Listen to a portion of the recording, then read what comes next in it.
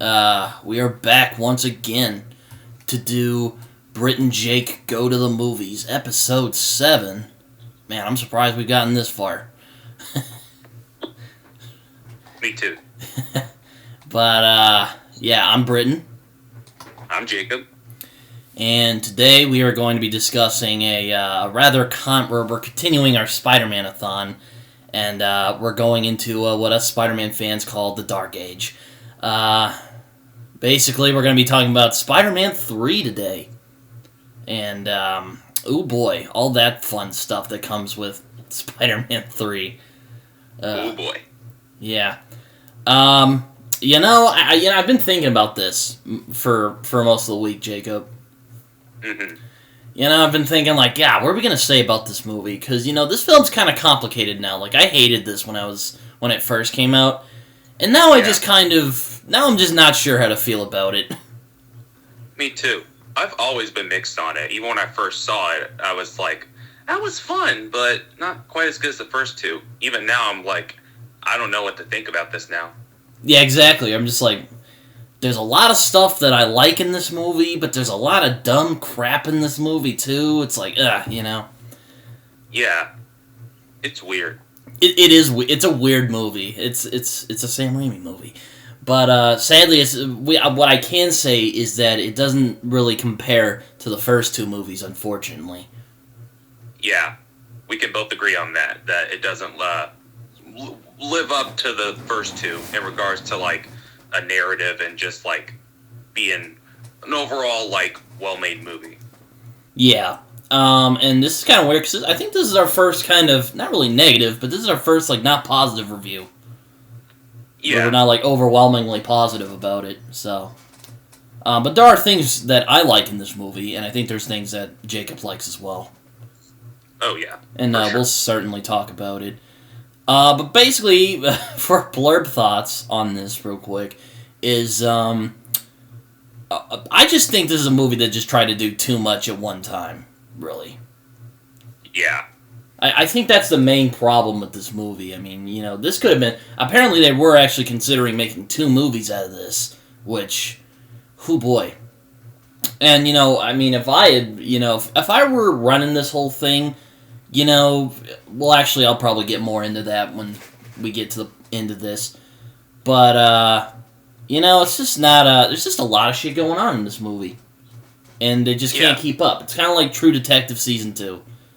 I don't know if Jacob's ever seen that, but, let me tell you, the same problem that season had, this movie has, which is, try doing too much at once. And studio interference. Because that always goes well. Oh, yeah.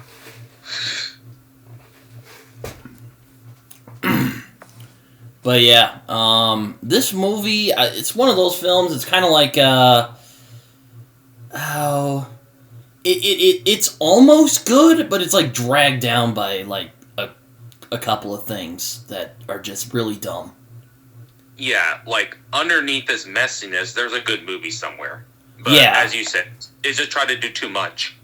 Yeah, I mean, there's a lot of characters in this movie, okay? I mean, there's a lot of characters in Spider-Man 2, so I'm not saying that Sam Raimi can't do films that balance a good couple of characters. But, we get to see Harry and Peter's conflict. We get to see Flint Marko come into the mix. We see Gwen Stacy show up. Then we get Venom, which, again, we'll get more into that. But, yeah, this movie is just a mess. It is. This movie, this is the first time you can tell that Sony got in their hands way too involved with this project. You can clearly see it. Oh, most definitely. They are just... I think back to Chris's review of this movie, which, hell, he helps us review most of these movies, so we're just... Yeah. What's one more? And he's just, he's doing his little thing, and it's like the Toy Story moment where Mr. Pig, or isn't Mr. Pig? Isn't that his name? Mr. Potato Head. No, not Mr. Potato Head. The piggy bank. Oh, his name is Ham. Ham. Fuck. Why am I calling him Mr. Pig? Ham. Where Ham's just. Or no, it's Mr. No, it is Mr. Potato Head. Oh my god. Okay, I thought I was going crazy. I was like, is it Mr. Potato Head? No, it is Mr. Potato Head. Yes, I'm... Oh my god. Can't believe I missed that. I'm gonna get roasted.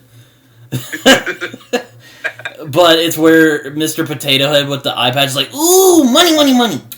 You know? Yeah. Oh my god. Oh, man. Oh. Talk about the Mandela effect. I thought that was Mr. Pig for a minute. Nope. Or no, he dumps Ham out. That's why I'm thinking. Okay, I remember now. Anyways, Yeah. I'm getting off the point. But yeah, Sony's just like, ooh, yes, yes, get Venom in there, and Sam Raimi's like, fine. Yeah. But no, I don't hate this movie. You know, in hindsight, I don't hate this film. Oh, I've never hated this movie at all. Like, It's I mean, it's certainly better than the Amazing Spider-Man movies, but you know, not a really big. Oh. No argument. Oh, sorry. What were you saying? No argument there. Like, and it's like, it's not like a total dumpster fire, like say Band 4 Stick or Batman v Superman, but it is certainly a letdown in comparison to the first two movies. I'll keep it at that. What do you think, Jacob? What's your kind of blurb thoughts on this before we dive into this? Yeah, this movie, we can all agree that it's disappointing compared to the first two. It's a major letdown as a sequel. But yeah, I don't hate this movie. I've never hated it. As I said, even when I first saw it in theaters, I just liked it. I was like 6 then. I just wanted to see Spider-Man being Spider-Man, like, you know. But as the years go by, I kept rewatching it. My opinions have drastically changed. I went from like thinking it's like okay, thinking it's like, oh, it's a bad movie, or just like, yeah, just in the middle of the road. But right now, I'm just like, I don't know what to feel about this movie. I don't have like a real, like, my overall verdict on it.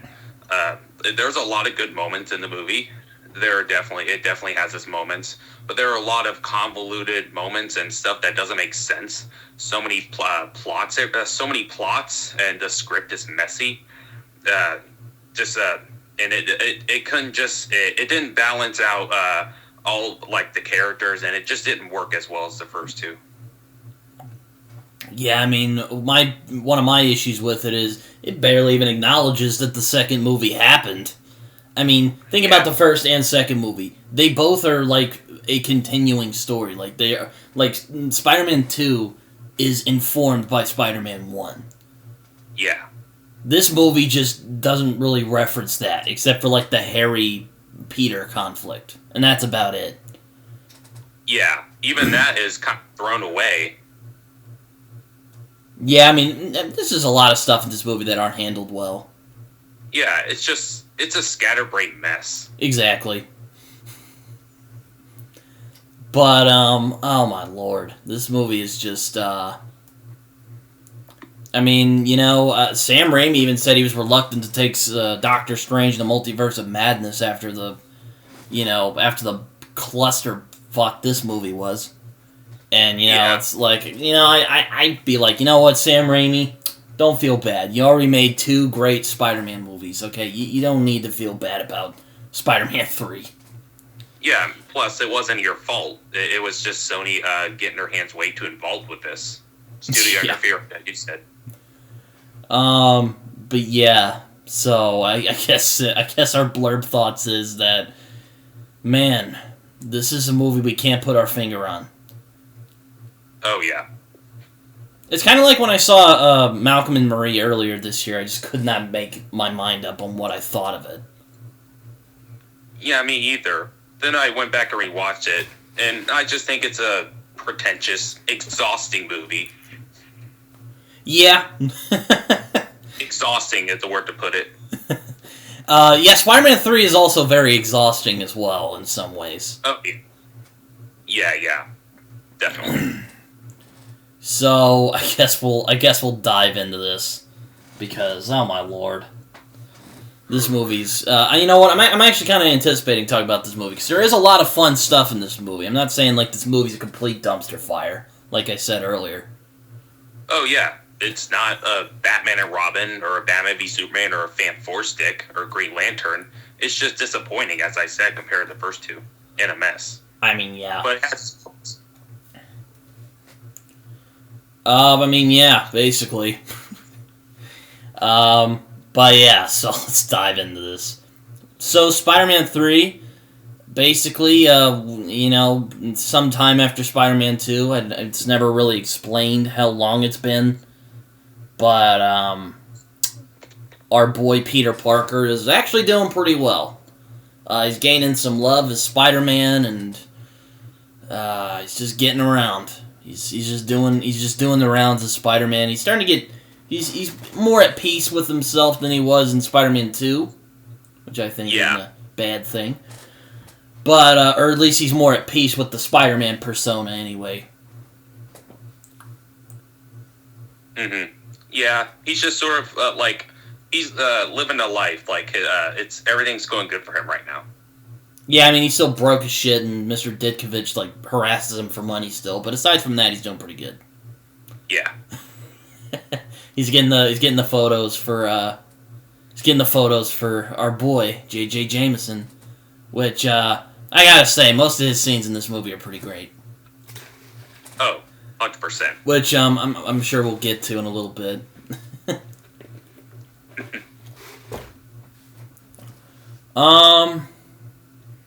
Yeah. So basically, it begins with Peter just kind of going through life. He's working out as Spider-Man. He's with Mary Jane. Shit's going great. Mm-hmm. And Mary Jane decides to have a little Broadway. She's M Broadway now on the musical, and it actually goes pretty awesome, I think. Yeah, it goes pretty well. Pretty well. Yep, I mean it goes pretty well for the most part, and Peter's mouthing what she's singing. It's pretty funny. It is. And Kirsten Dunst, actually, not a bad singer. No, actually pretty good. I don't know what those critics were thinking when they gave her negative reviews. I thought she's pretty good. Critics are never right. Just slap a gigantic irony sign right on this episode. But yeah, so again, things are just going really well, and he's... Does Aunt May give him the ring yet? No, I think after MJ's Broadway, Harry was there, and Peter runs into Harry. And he whatever happened. We get to see Harry, who's all... James Franco's back, and he doesn't look too great. It looks like he just got through a cold. Yeah. And but nice little detail though, he's just as sweaty and all messed up like his dad was in Spider-Man 1, because there's a scene where Norman's just having a fit in an elevator. He's all sweaty. I thought that was pretty cool. Yeah, nice little reference back to the first film. Yeah, and then Harry just... I guess Harry got over that conflict. He was like, I don't really want to hurt Peter. He's Spider-Man. And his dad's like, avenge me now. And he just throws the fucking thing. But that's back at Spider-Man 2. But Spider-Man 3, Harry is not happy at Peter. And he's like, you killed my father. He's like, no, I didn't. I didn't do anything. And he's like, he says some vague threats and he goes away. I forget this scene. I mean, there's a lot of memorable scenes in this movie, but I forget exactly what they say to each other in the scene. I remember. Peter stops Harry. Peter says, I need to talk to you to explain things. Then Harry just says, tell it to my father, raise him from the dead. Then Peter after, he says, I'm your friend, Harry. I've cared about your father. But Harry is still like, he still thinks that you killed my father. Yeah, basically. And yeah. So then after that, Peter goes in his little moped, which I just always think is fucking hilarious. That's just That's a good old-fashioned Peter Parker thing. Yeah, if Peter was able to drive any sort of vehicle or anything, it would be a moped. Yeah, Sam Raimi's like, look, we know this guy's geeky, but how can we make him more? We're gonna really milk this geek thing.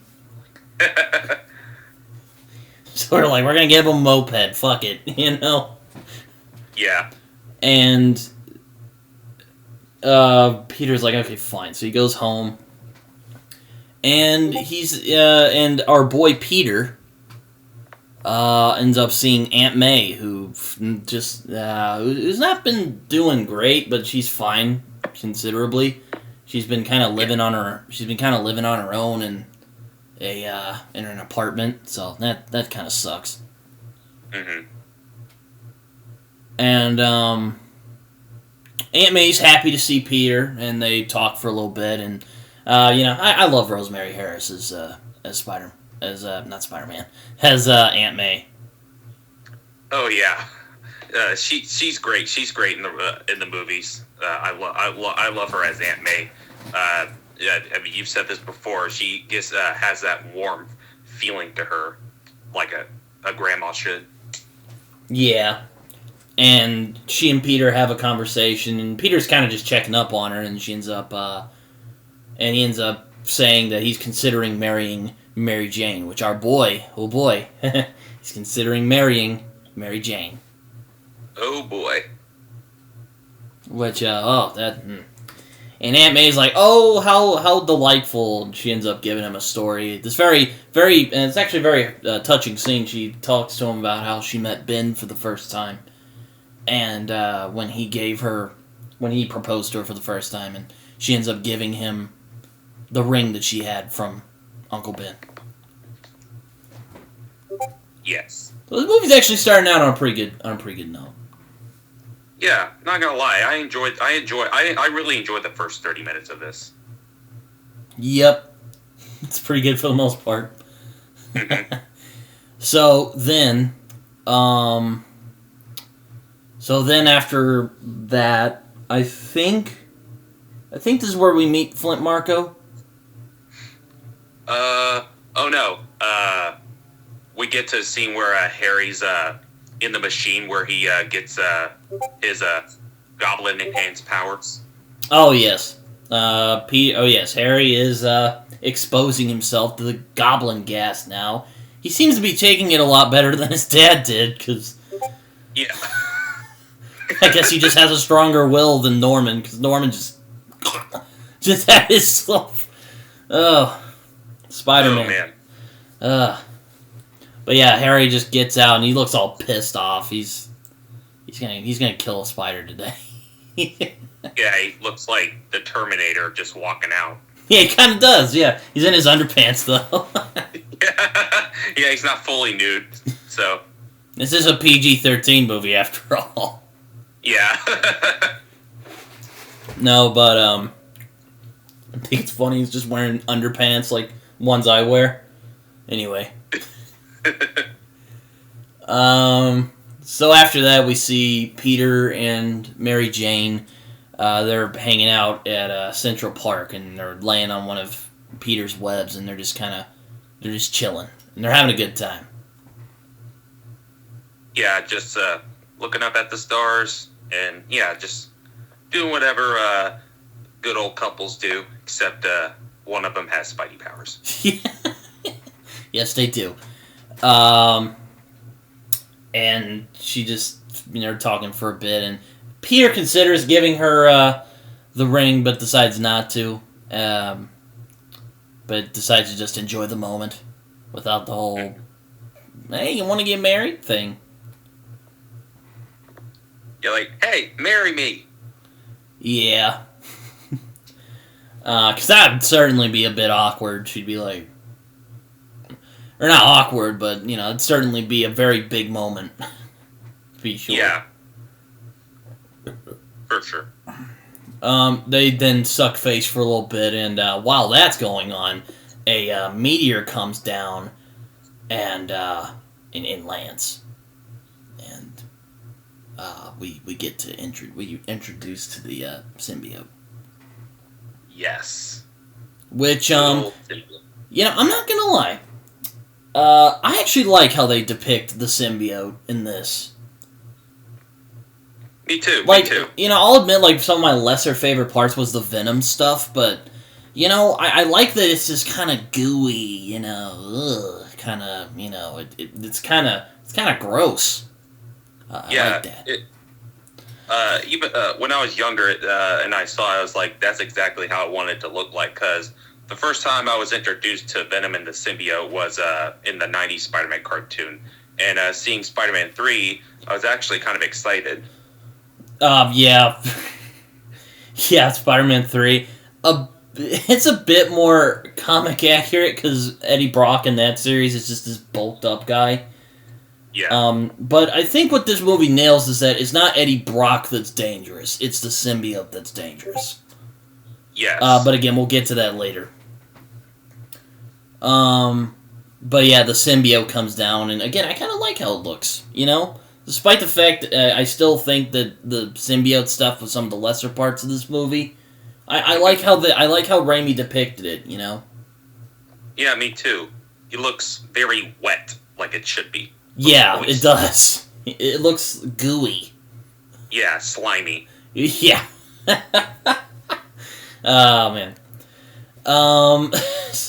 So, yeah, Peter's like, alright, I'll take you home. And so they're done doing whatever they're doing on the web, and they get on his little moped, spider moped, and as they're about to leave, the symbiote ends up clinging right on the, ends up hitting the moped, which apparently makes a little V in reference to Venom, which I never noticed till I saw the new Rockstars video, so thanks, Eric Boss. Huh.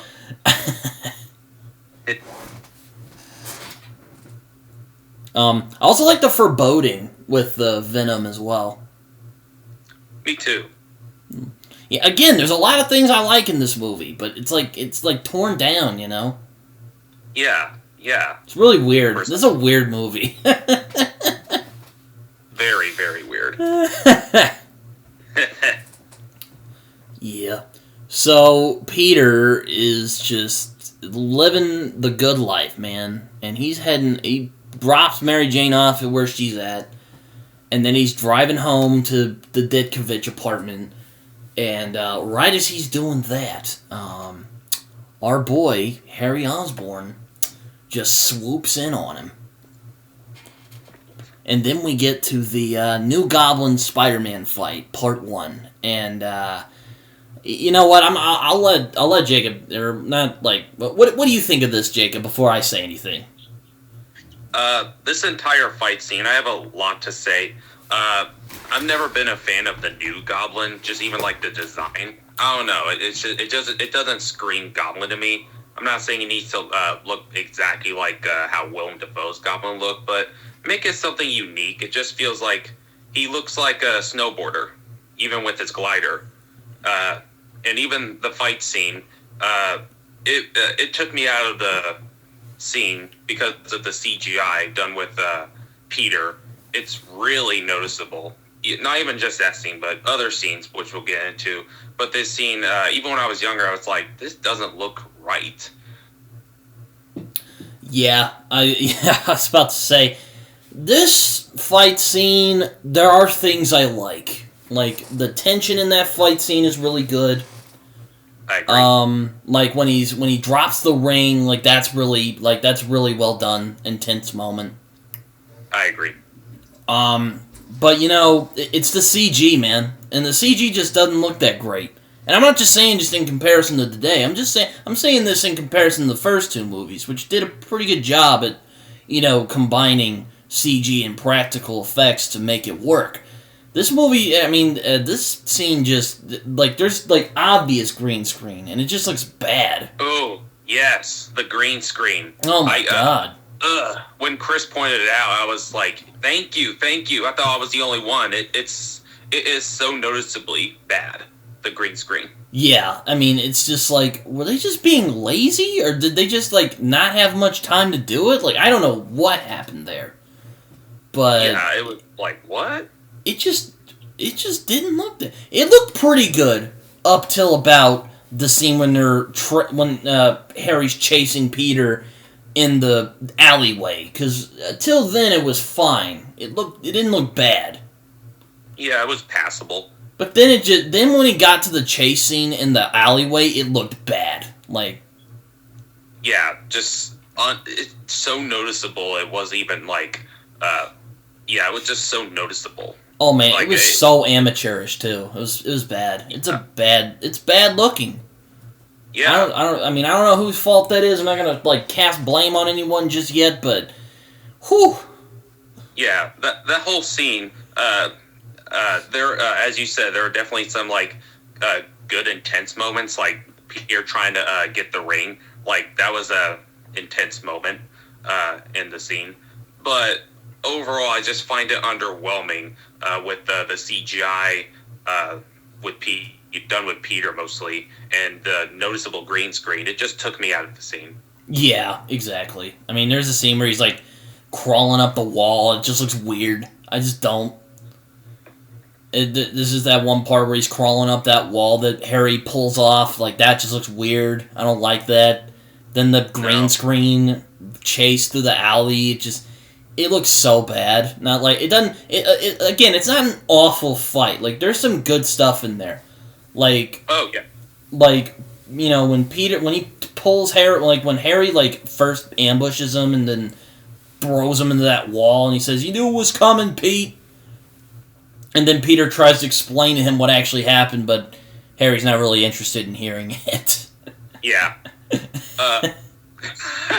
Oh, I also like the little reference in Spider-Man 1 where Harry throws the razor disc, and then Peter just says, "Hate those things." Oh, yeah. I forgot about that. Yeah. But yeah, also the ring bit, when he loses the ring, like, that's really well done. I like that part of the fight. Yeah, that was intense. That was just like, whoop! I was sweating, Man. You know? Mm-hmm. But yeah, but yeah, the Harry versus Peter fight, it's a perfect perfect culmination of this movie. I don't know how to feel about it. There's good bits, and then there's really awful bits. Yeah, like some good stuff in there, but overall it's a pretty lazy scene with the green screen and the piss poor CGI. Yeah, it starts out fine, and it's actually really good, and then it just it like stumbled and fell. It's like that meme where the guy's riding the bicycle and he puts like the stick into the bicycle and he like falls over and says, "Damn it, fuck!" and he blames something else. You know, it's like that. Yeah. It's going well, and then he stuck the stick into the bicycle wheel. Precisely. But after that, Harry chases him into the alley, which just looks awful. But then Peter ends up knocking his ass out. Yeah, like cold. Yeah, I'm like, again, one of the things I like about these movies is that they're fun for the most part, but when it gets like to the fight scenes, like, they're not afraid to hold back. Like, that shit looks like it hurts. Oh yeah, even in the third movie. Even in this movie, yeah. They're not, as you said, they're not afraid to hold back. They're they're not afraid to get pretty violent. Like, they're like, when you see him hit his head on the like trash can, and it looks like this shit hurts. Like, yeah, like I felt that. Yeah. I was like, hope he didn't get a concussion. Jesus. But then the scene gets even dumber. But again, we'll get to that. But so he hits his head, and Peter's like, "Oh shit!" So they take him to the hospital, and the scene gets even stupider because then Harry doesn't even remember what happened. Yeah. He gets amnesia. Yeah, he immediately becomes a less compelling character. Yeah, like, it's just like, I hate that shit. Like, when someone just loses their... Now, you know, don't get me wrong. The Bourne movies, they slap. But, I usually hate when a character gets amnesia and just forgets everything that happens. It's just like, it's such a cop-out. Unless it's like the Bourne movies, because the Bourne movies are freaking awesome. But, I digress. That's normal. But God, and then he acts so, like, he's so, like, that's the thing, another thing Chris brought up. Everyone's so oblivious in this movie. Everybody. If you thought Peter Parker was oblivious, you haven't seen the film. You think Peter is just oblivious to everything. Oh, wait till you see this damn movie. Everybody's oblivious in this movie. Well, maybe not everybody. Everybody. But Peter and Harry are. It's so stupid. Like, when I first watched that scene, I'm like, how more oblivious can you be, Harry? Exactly. Just like, how moronic can you be? Like, this dude. It's so funny. He just, like, smiles and says, I know that face. So freaking hilarious. It is hilarious. I just love his smile. He looks so happy. He's like, oh man. And we'll get a little later into the scene where, like, we see Peter and Harry hang out with Harry having amnesia. But anyway. So, meanwhile, we end up meeting a new character, called Flint Marko. And, he's a excuse me. He's I'd say he's a petty crook. What would you say?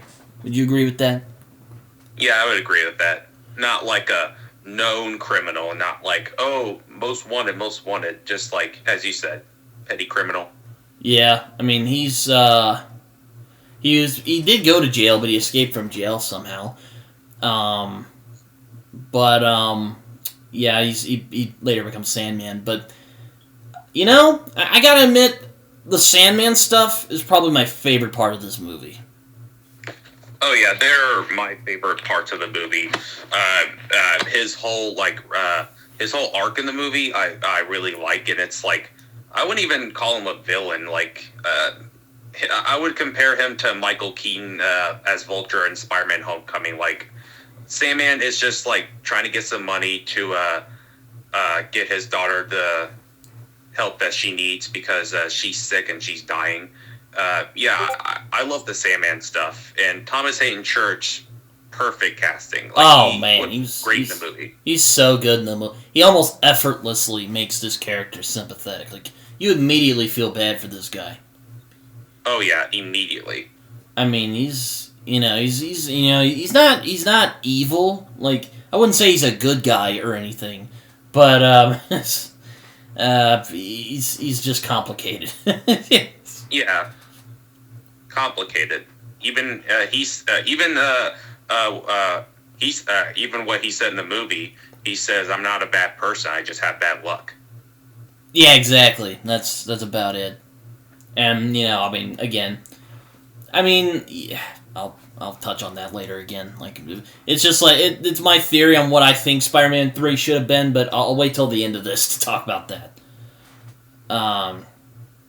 But yeah, I think the Sandman stuff's the best part of this movie. I agree. Couldn't agree more. And he's running from the cops. He ends up visiting his wife and sick daughter, and it's the old gag. The wife isn't happy to see him, but she's like, "Yeah, fine." And she looks like she just like got up from sleeping, which I guess that's what she did. And his daughter ends up showing up, and this was like a WTF moment from Chris Tuckman again. But apparently she just hands him this little locket with her on it. I don't know why. Do you love yourself that much to carry a locket of yourself? It's so weird. It's just a weird choice. I never thought about it until I saw Chris's review. I'm like, yeah, that was kind of weird. Yeah, like, huh? Like, why are you carrying a locket of yourself? Yeah, it's just like, oh, okay. I'll go with it. But he ends up leaving, and he says that line that Jacob said, "I'm not a bad person, I've just had bad luck." And he ends up going away. And he ends up getting chased. He he ends up getting chased some more by the police into this like sand particle accelerator is what it's called. And here's another then there's another dumb scene, or I think this is intercut with the Harry ends up or Harry losing his memory, but you know he falls into this like sand thing. It's like it's a particle accelerator, like I said. But some scientists are doing it up, and here's another dumb moment from this movie. Like, WT moment. There's another dumb moment in this movie where the scientist is like, "Oh, we're getting some activity in the thing." He's like, it's probably just a bird. It'll fly away once we fire this puppy up." Seriously? Out of all the things, a bird. A bird. I know this is just meaningless nitpicking, but no. Are you that irresponsible? Like, seriously? I know. Like, are you that lazy? Even how it should have ended. Oh my god! Yeah, I was just about to bring that up. Iconic. Oh my god! Here's a bright idea. Why don't you go check out there and see if there's a bird or whatever out there before we end up frying him? And he looks down. He's like, "Oh yeah, that's a pretty big bird out there. Kind of looks like a guy." Oh wait, it is a guy. Thank you. They throw him into the. Oh man, we're probably gonna mention how it should have ended a few times. Yeah. This shows how fucking lazy you are. A bird. It's. I guess they just had to come up with an excuse to turn him into Sandman, but this is so stupid. Oh my god. Spider-Man! Okay, anyway, that's for later. And end up firing it up, and this scene's actually pretty intense, because he ends up, like, melting. It's kind of scary. I remember I was like when I was a kid. I saw this when I was 7 or 8. I thought it was cool. I was like, ooh, this is how he turns into Sandman. Yeah. But then we get what I think is probably the best scene of this whole movie. After he ends up, turning into Sandman. But I think that's for later. Anyway. Or no? Does that happen right after, does that scene happen right after he melts into Sandman, or where he becomes Sandman? I think after that scene, we see Peter in hospital, which we've kind of already talked about. Oh. Where Harry has amnesia now, and after that scene, that's where we get to the birth of Sandman. Oh yeah, Birth of Sandman again. Like I said, Sandman stuff's probably my favorite part of the movie. This is probably my favorite scene of the whole movie. I love the birth of Sandman. Aside from the ending scene with Peter and Sandman, but again, we'll get to that. Like, this scene is beautiful. Like, that, it is. Like, as Doug Walker once said, this could just be a short movie. It could be. Like, it's gorgeous. Like, all visual storytelling, no dialogue. And the score by Christopher Young, mwah. Oh my god. I mean, it's like the music, just the, Sandman coming to the realization that, shit, I got superpowers now. And then he ends up, like, struggling to get the locket from it. It's so fucking beautiful. I love it. I don't know if it's as great as the Green Knight montage at the end of the movie, but damn, that's some pure visual storytelling right there. Oh, yeah. A mixture of beautiful visuals and just, like, emotion and just like feeling so much sympathy for Sandman. Even when he tries to like grab the locket, he's trying so hard. I just love it. And then he ends up like melting back, and then he ends up molding into Flint Marko again. You can see him kind of struggle to, boom. I like his theme for them. I like his theme as well. It's really well handled. Me too. Really well good. I mean, it's great. Indeed. God damn, I love this movie. Or no, I don't love this movie, but I love that scene, though. Yeah, great scene. Oh, my lord. So good.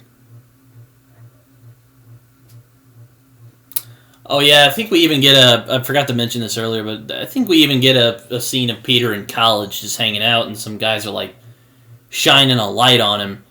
Which, as someone who does go to college, yeah, there aren't any bullies in college. No. No one really does that shit in college, or at least the college I go to. And I don't know about you, Jacob. I don't know if you go to college, but Nah, not in college. Yeah, even in high school, like, no one has ever done that. Yeah. But anyway. Or my experience. But, yeah, Spidey, Marco is just, but yeah, that's a beautiful scene. Again, that's probably my favorite scene of this whole movie, aside from, like, the end part with Sandman and Spider-Man. But, again...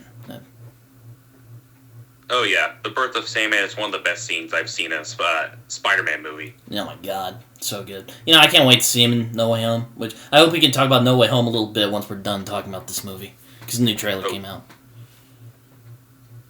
But, yeah, so Flint Marko is now Sandman, and then we get to the festival scene, which I dislike this scene so much. Me too. I hate this fucking scene. It's like, talk about wiping your ass with Spider-Man 1 and just, like, shitting on it. I know. I fucking hate this scene. Like, I'm not even gonna lie to you guys. Thank you, Britton. I thought I was the only one. Not even, like, just, like, shitting on Spider-Man 1. Just basically Peter kind of stroking his ego. It's like, everyone loves me! Even when he's like... Shazam! It's so fucking stupid. I hate this fucking scene. Even, like, just a little scene where there's a marching band coming by, and Peter's just, like, marching along with them. Like, I hate this. Oh, my lord. And... then Peter just walks up to, like, Mary Jane, like, hey, beautiful! So fucking stupid. Oh yeah, and then James Franco shows up like, who can out-oblivious the other? It's so bad. It's so bad. It's a terrible scene. Oh my god, it's so cringy too. It is. If there's one word to describe this scene, it's cringy. Yeah. Oh wait, no, I think we've missed some stuff before we get to this fucking awful scene. Which, Damn.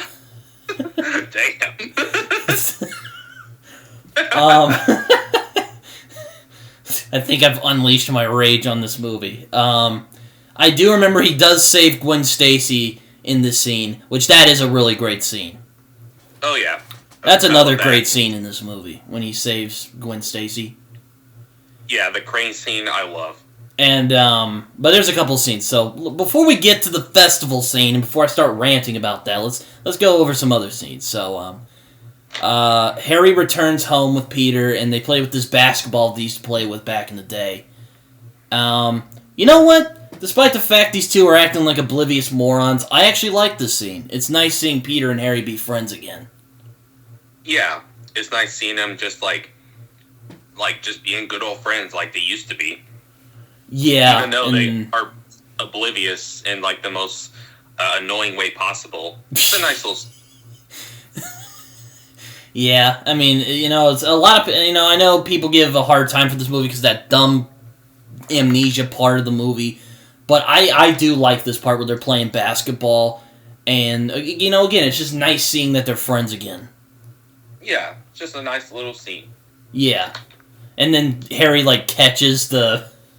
Then it goes back to dumb obliviousness where Harry catches the basketball in this vase. He's like, whoa, look at that, Peter. And Peter's like, yeah. Yeah, he's like, so stupid. Like, that scene gets undercut by that. It's just like, God.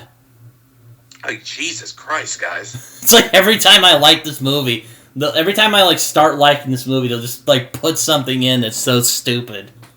Yeah, you're like, okay, you're winning me over, and you're like, okay, there's a dumb scene where this character's being so fucking oblivious, it's not even funny. Oh my lord! And then we get appearance from the main man, J.J. Jameson, back on the case, and he's just he's doing his usual thing. where he's just yelling at people and won those Spider-Man pictures. Yep, just classic JK Simmons being iconic J. Jonah Jameson. Every scene with him is always going to be, or of course, entertaining. Oh my God. It's pretty hard to not watch J.K. Simmons as J. Jonah Jameson and not find some level of entertainment. Though apparently... sorry. I didn't mean to interrupt. Oh, you're good. Though apparently his years of getting angry and yelling at Hoffman have caught up to him because he has to take, heart medication. Which leads to this really hilarious scene where he's, sitting out and trying to, get ideas, and Betty is just, buzzing him in, and it's, this really jolt thing, and it's just, he hates it. And I love J.K. Simmons' performance in this, because you can tell he's just seething with annoyance, but he's trying not to, blow up. It's so good. He's trying to hold it together. I just love, he picks one, not that one, not that one either. And then he's points at it, the smallest one, and Betty just nods yes, and he picks it up, and then she buzzes it again, and he spills the meds all over himself. And, or no, he says quietly thank you, but then and then it spills the meds all over him, and she's drink plenty of water. And he's all thank you. Oh, man, it's so good. And then Peter ends up showing up with this new fucking guy. Or not really a new guy. It gets mentioned in the first movie. Which I didn't even notice, but, yeah, whatever. He gets up with this new guy, Eddie Brock, played by Topher Grace of That 70s Show fame. Yeah. What do you think of Topher Grace? I'm going to let you go off before I say anything. All right, Topher Grace, nothing against him. I liked him on the 70s Show, and I've seen him in a couple of movies, and he's actually a pretty good actor. But in this one, I don't think he was bad. Just everything, just the script he was given. His Eddie Brock was just kind of wishy-washy, which, I don't mind, but I think it was, overkill a little bit. It was, too much. It's even especially when he turns into Venom. Yeah, I mean, there's things I like about this performance. I like that it's different from the mainstream Eddie Brock, who's this kind of bulky paranoiac. In the original comics and in the 90s show. If you've watched the 90s show, which, that's fun to watch nowadays, because there's a lot of fun shit in there. Oh, yeah. But I like how he plays him as this kind of douchey, bro. You know, it's so, you just want to punch him. And I like that. But, again, there's just, a lot of shit that just gets torn down, and it's so dumb. Yeah. He also has this, weird thing. He's, obsessed with Gwen Stacy for some reason. Yeah, for whatever weird reason. Which is funny, because she doesn't even fucking like him. No, she's oh, hey, Eddie. She's oh, hey, what's up? And he's all yo, you remember that night? And she's all what? It's we just so had weird. a coffee. It wasn't an amazing night. We just had coffee. Yeah, so it's so weird. I don't know why he's so torn up about that, but I digress. Yeah, he also has this weird thing for her, and he's gonna get that new photo of Spider-Man, so him and Peter become rivals, basically. And I love that line before he leaves, he's you're never gonna get that shot, and he's oh, we'll see. I like that. Me too. I like Tobey Maguire and Topher Grace's interactions in this movie. I would agree on that. I do too. Yeah. Think there might be something else in between there. Don't think so.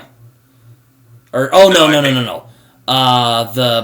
When Gwen is having her little thing. Yeah. Or no, have we gotten to the scene where Peter takes Mary Jane to dinner yet? Oh no, we're not at that scene yet. I think we're at the parade scene now. We were at the parade scene, yes. Oh, yeah, that's after the parade scene. Okay. Yeah. Then we get to the scene where Peter saves Gwen Stacy. And Gwen Stacy, you know, I don't hate Bryce Dallas Howard. I think she's a good actress. But this is one of those cases. Why did you put Gwen Stacy in this movie? Yeah, like, what purpose does she have in this movie? What's the purpose? I mean... Like, we don't need any more love interests. Isn't MJ enough? Exactly, and that's another thing I freaking hate about this movie is the melodrama, the romantic melodrama, but again, we'll get to that. But, in another scene that actually is pretty freaking awesome, despite my complaint that why the hell is she here, this isn't even necessary, but she's, like, having this photo shoot, and this crane ends up just fucking everyone's lives up, and she ends up falling out of the building, and Spider-Man comes to the rescue. I'll admit, this is a great scene. Just like... Uh-oh. That's some Raimi magic right there. You can definitely tell Raimi was on full, like, tip-top shape with that scene. Oh, I love it. Like, Spidey, like, dodging, like, rubble and, like, just, like, chunks of concrete, trying to get, save Gwen Stacy. Even just, like... just like even like her just like screaming, you can see her falling. It's just it's intense. It's a classic Sam Raimi action scene. Oh my god, it's so good. He's just like flipping through the crane down some debris. And there's no music too. It just lets the moment speak for itself. Like, it's so good. It's like it's this movie in a nutshell. It's like there's great shit in here, but then it just gets undercut by some really stupid crap. Precisely. Oh, man. Alright, I'll be right back. I have to go to the bathroom real quick. Keep him busy. Or you can keep talking about the scene we're talking about. Alright, we're talking about the crane scene. After Spidey saves her, oh wait. Before the crane shit happened, before Spidey saved Gwen Stacy, we see Topher Grace as Eddie Brock taking pictures, and he zoom in, and he's like, "Oh my God, it's Gwen!" And we see, and we're introduced to Captain Stacy, and he sees her, and he's like, "What the hell is she doing up there?" And Eddie Brock's like, "I don't know. I saw her last night. She says she had a modeling kid." And Captain Stacy's like, "Who the hell are you?" And Topher Grace is like, "I'm Brock, Sir Edward Brock Jr. I'm dating your daughter. I work for the Daily Bugle." Oh yeah, I'm back now, but oh yeah, there's another hishy scene where there's Eddie and Captain Stacy's like, "Oh no, it's Gwen.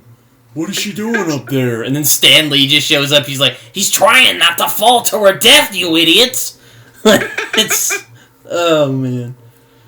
Oh yeah. God, I'm probably gonna be quoting the hishy how it should have ended a lot in this, because that's just a classic episode of hishy. Classic. Oh my God, so funny.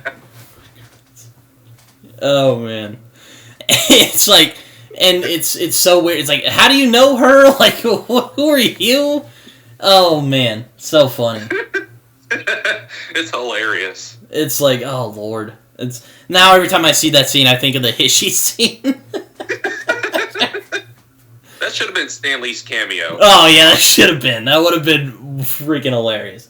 Though I will say, I do really. This is actually my favorite Stan Lee cameo, the Raimi Spider-Man movies. He comes in, he's like, "See, they really can make a difference. One person really can make a difference."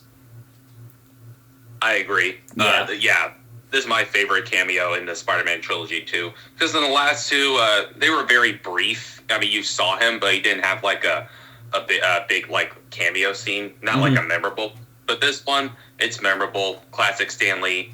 You know, I guess one person can't make a difference. Then he gives his iconic line, "Nuff said."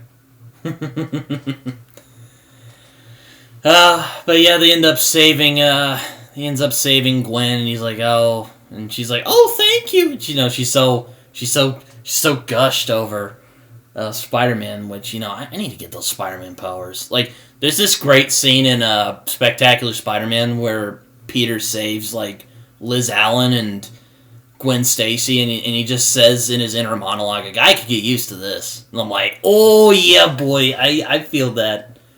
Oh, yeah. I remember that scene. Oh, man, I love that scene. But, you know, I'm like, I gotta get these spider powers, man. But anyways. Yeah. Get these. But anyways, she's just like, oh, thank you. And he's like, oh, no problem. Then he just, like, webs off. And then we get to the festival scene, which, Jesus. God almighty. I hate this scene. This and the dance jazz club, and they both have Gwen's. I don't know what it is. I guess Gwen Stacy's bad juju in this movie, but it is just cringeworthy. Yeah, it's like, oh my god. I hate the parade scene. I'm going to say this. I wouldn't say I hate even more than the jazz stuff. That stuff is pretty fucking bad. But the parade scene is... I would say I think the jazz scene's a bit worse than this, but this is pretty close and just like, oh my lord, this is so stupid. It's just pure stupidity. It's like, it's not even funny. Like, yeah, Peter's just like, he's just... Why? He's just letting his ego get to him. Yeah, exactly. He's acting like a fucking moron, and it's just like, what are you doing? What are you doing, Peter? Now I'm Ricardo Montalban. All of a sudden.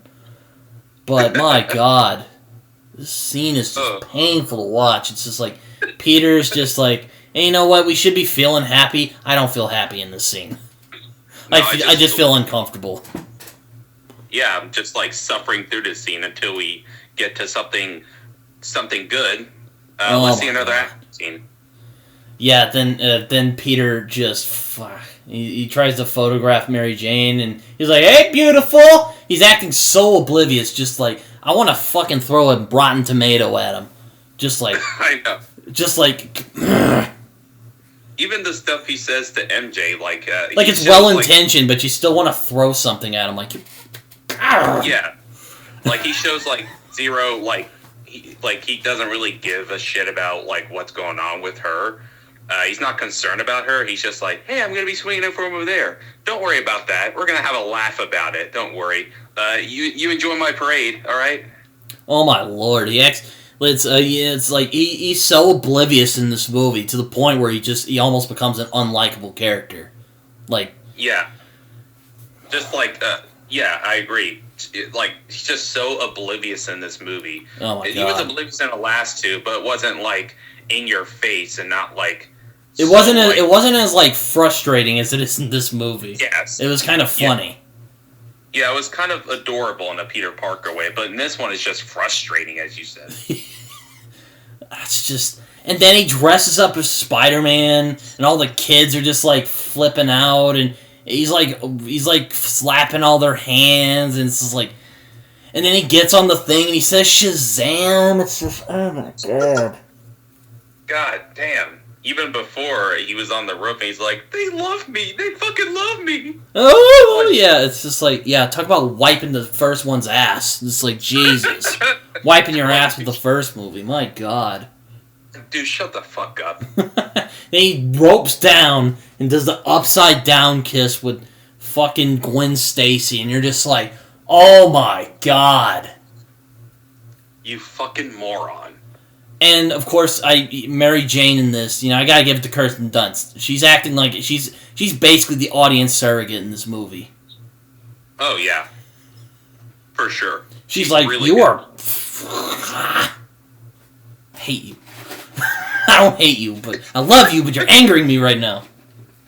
And Harry's just like, oh, he's getting a shot at this. Oh my lord. Oh my god. Then Harry shows up, and it's just like, this scene just gets worse. God. Even Harry is acting like a fucking idiot. Because he's just smiling. He's like, oh, I bet Peter's getting a good shot of this. Like, oh my god, dude. I'm just gonna say this, like, James Franco's performance, like, when he's Amnesia Harry, pretty bad. Like, he's annoying as Amnesia Harry. So oblivious, as you said, and just, like, such a fucking idiot, too. So stupid. I hate this scene. Like, I'm just gonna get this out of the way. I freaking hate this scene. I thought I was the only one, so thank you, Britton. I thought I was the only one who hated this scene. Even when I was younger, I was like, this scene is stupid. But now I just like, I fucking hate this scene. Oh my lord. And there's a couple of scenes in this movie I just straight up, I hate it. This is one of them. Like, oh my god. Yeah, other than the jazz scene, oh man, boy. Oh my lord. The parade scene is fucking atrocious. Oh my god. Oh, it's so bad. It's so bad. Like, I could make like an hour-long rant about just that scene by itself. Or maybe not even that long, but I hate this scene. I'm just sitting back and enjoying hearing you rant about I the parade. hate this scene. I do. I really do. But, no... But, no worries. No worries. This scene does get a bit better because Marco shows up, and the cop's like, "Hey, I know that guy." I love the cops in this movie. I love how one of them just looks at he's like, "Hey, I know you." That guy looks kind of suspicious. That guy. I love Thomas Haden. He looks like he's a dude just looking for trouble. It's so hilarious. I love it. I love it. Then we get out of that protracted agony with the Marco scene, and oh god, and then he ends up disappearing into the sand truck. Which this was another scene where I didn't really care that much, but I was like, yeah, it is kind of stupid. Like there's this cop with a shovel who walks up to like look for him, and he raises it up before he gets like pimp slapped by Sandman.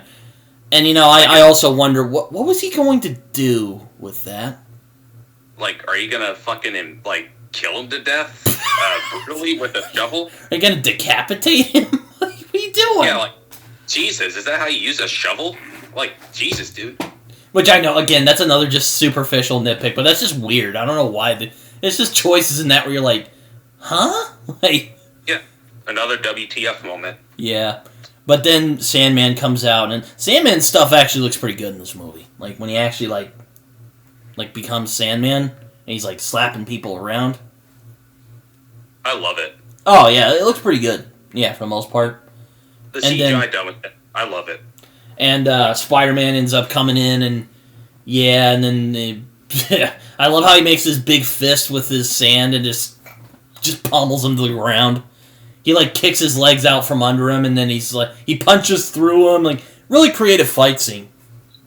I like this little fight scene. Even Spidey's little quips. He's like, "Jake's up, pal. I'm the sheriff around these parts." He's like, Sandman's doesn't really have a lot of patience for Spider-Man's quips. He just starts freaking hitting him. Which this is just a classic Sam Raimi fight right here. This is makes you think back to the first two movies. Because it's a nice blend of practical and CG. It is. It is. I also love the uses of how Sandman uses his powers. As you said, he makes a big fist, and he also, makes a hammer out of his, with his sand powers. Yeah, and then he, and then when he, punches him, he punches a hole through him, and then he, manages to trap him. It's a fun fight. I think the one later on when he's Black Suit Spider-Man's better, but I really like this one, too. Yeah, it's a nice little fight scene. And yeah, not Superman. Sandman just kind of wallops him throughout this fight. He's just like, he's just kicking his ass. I didn't want to hurt you, but I'll have to if you can't leave me alone. Yeah, no, Sandman's kind of he's not a bad guy, but he'll hurt you if he needs to, and he's also pretty creative with his powers. So it's not bad.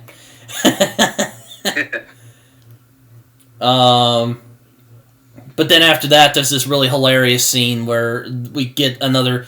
I was like, "Oh, thank you! I've been wanting this." Just another classic Peter Parker scene, and he just takes his boot off and he gets sand out of it. That's a classic Peter Parker thing right there. I love that. Yeah, I'm just "Oh, thank you!" It's finally one of these. Yeah, even when he swings up on top of the building. Classic Peter Parker line. Where do all these guys come from? Yeah, exactly. Yeah, it's so good. I like that scene. It's yes. Yes. Nice little scene. More of this. Yeah, no more of the oblivious shit. Give us this stuff. It's like, if he's at least going to be a little oblivious, just make it endearing. Don't make it like you want to punch him. Yeah, exactly. Oh my god. Anyway. Oh, Lord.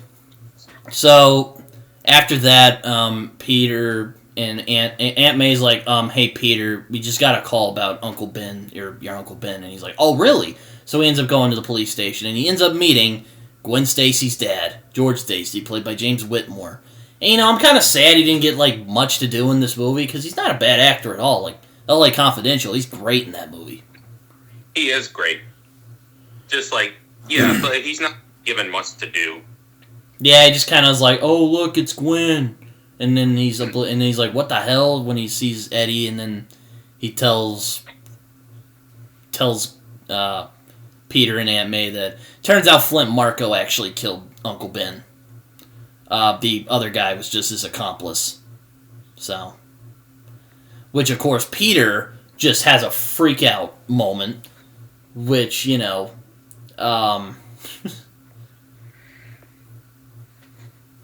which Peter just has like a freak out moment, and he's like, what? You know? And he just starts getting all pissed off. Because now he's all like, the fuck, this dude just killed my uncle and I never found him? Because, you know, we thought from the first movie that, you know, this Dennis guy killed, that Sia guy killed him. But nope, it was Flint Marko. Yeah, and he's like, we've been chasing down the wrong guy. And now you tell me that suspension was for 2 years witnesses? Like, why weren't we told about this? And he's just like, goes off. He's like, Captain Stacy tells him to settle down, and he's like, I have no intention of settling down. This man killed my uncle, and he's still out there. Yeah, this is one of those scenes. I'm not sure how to feel about it. Yeah, like, because on the one hand, you know, I'm like Peter. Like, why didn't they mention this earlier?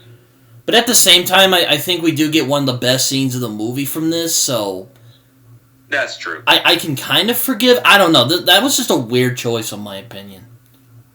I agree.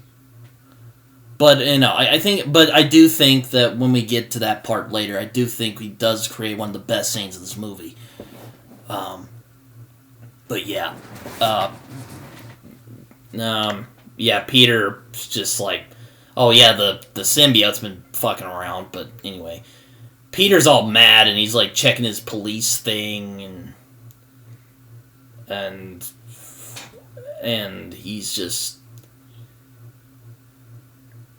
man. Yeah, Peter is just not happy at the moment. And back to the symbiote. The symbiote, again, I really like the foreboding of the symbiote kind of just crawling around. It's like in his sink, and it's like, I like that. Very nice. Yeah, it's very creepy. Yeah, and then Peter's finally just like about to go to sleep, and the thing just like crawls on him. And you're like, oh no.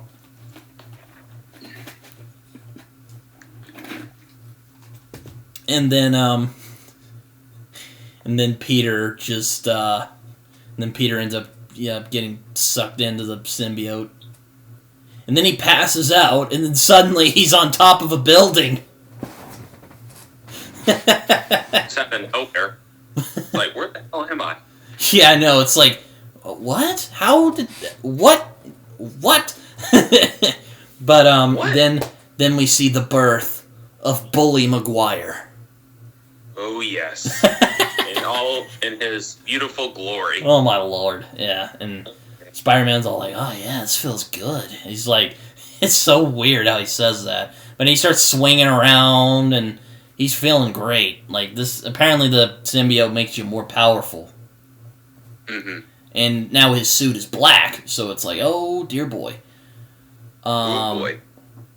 Or, oh, no, wait. This is... No, wait, are we at the...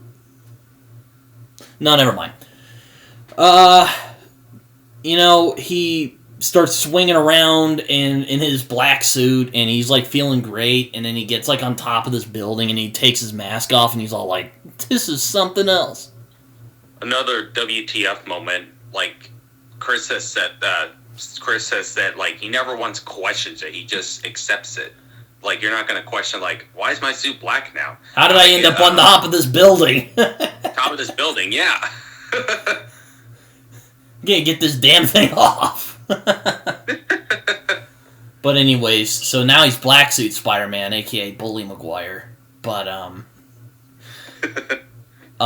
then we get the scene where Peter is considering proposing to Mary Jane, and oh my god, like this is another scene that just fucking drives me nuts. Now there is a good bit before this where Peter meets Bruce Campbell once again. Oh yeah, and he's doing this French accent, and very funny scene. And he's just like overly excitable French maitre d' kind of guy, and he's great. Yeah, another great Bruce Campbell cameo. It's actually my second favorite cameo, other than the wrestling cameo. Oh yeah, I love this cameo. I'm still like the first cameo from the first movie is still my favorite, but this one's really good too. Oh yeah, I love it. But then and then we get another freak. I fucking hate this scene too. It's where like this should be like a sweet moment, and it just turns into this cringe fest. Yeah, and Peter once again being oblivious as fuck. Oh my god, he's all proud of himself and whatnot, and he's all like, oh, what's that? He's like, he has this thing in the movies, again, where it was kind of endearing in the last movies. Now it's just really irritating. Yeah, where you want to knock him the fuck out. And Peter's just like, he's like, oh man, he's like, oh, what's that? Oh, he's like, because he snuck the ring into, like, the wine or whatever. Yeah. Then Mary Jane shows up, and she's not really in a good mood. She's gotten, like, bad reviews, and she's talked to Peter about it, and he's all like, oh, just believe in yourself, and just, like, shut the fuck up, dude. Horse. Get back on the horse. Oh, I'm Spider-Man, bitch. I'm more important. It's like, dude, just shut the fuck up. Jesus. Like, Jesus. God. I hate this scene. It's like, I hate this part of Peter. Like, I hate Peter in this movie sometimes. Yeah, when he's, like, just so oblivious. Oh, like, my God. Just makes him so unlikable. Oh, yeah, exactly. It's just like... And... Mary Jane shows up. She's not in a good mood. So... And, of course, Peter's just fucking oblivious to everything. And then who shows up... But Gwen fucking Stacy, and you're just like, oh my god, just stop this scene. Just stop it. Just cut it. Like, cut it. If I was like, if I were like a part of the crew, I'd say like, cut that scene out. Oh my god, I'd be like, just. Another thing I fucking hate about this movie is the romantic melodrama. I hate it in this movie. It was pretty well done in the first two movies. This film, I'm just like. But this, it's like overkill. Oh my god. Yeah, Gwen Stacy shows up. More just like, it's like the crew and whatever, we're just like, we're gonna annoy the crap out of the audience with this shit.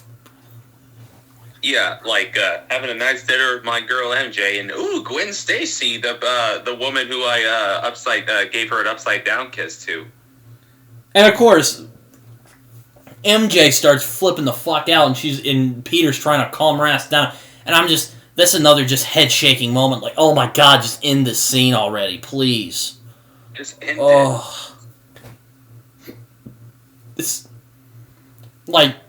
It's like when this movie's good, it's really good. And when this movie's just bad, it's just, oh my god. Yeah, it's just bad.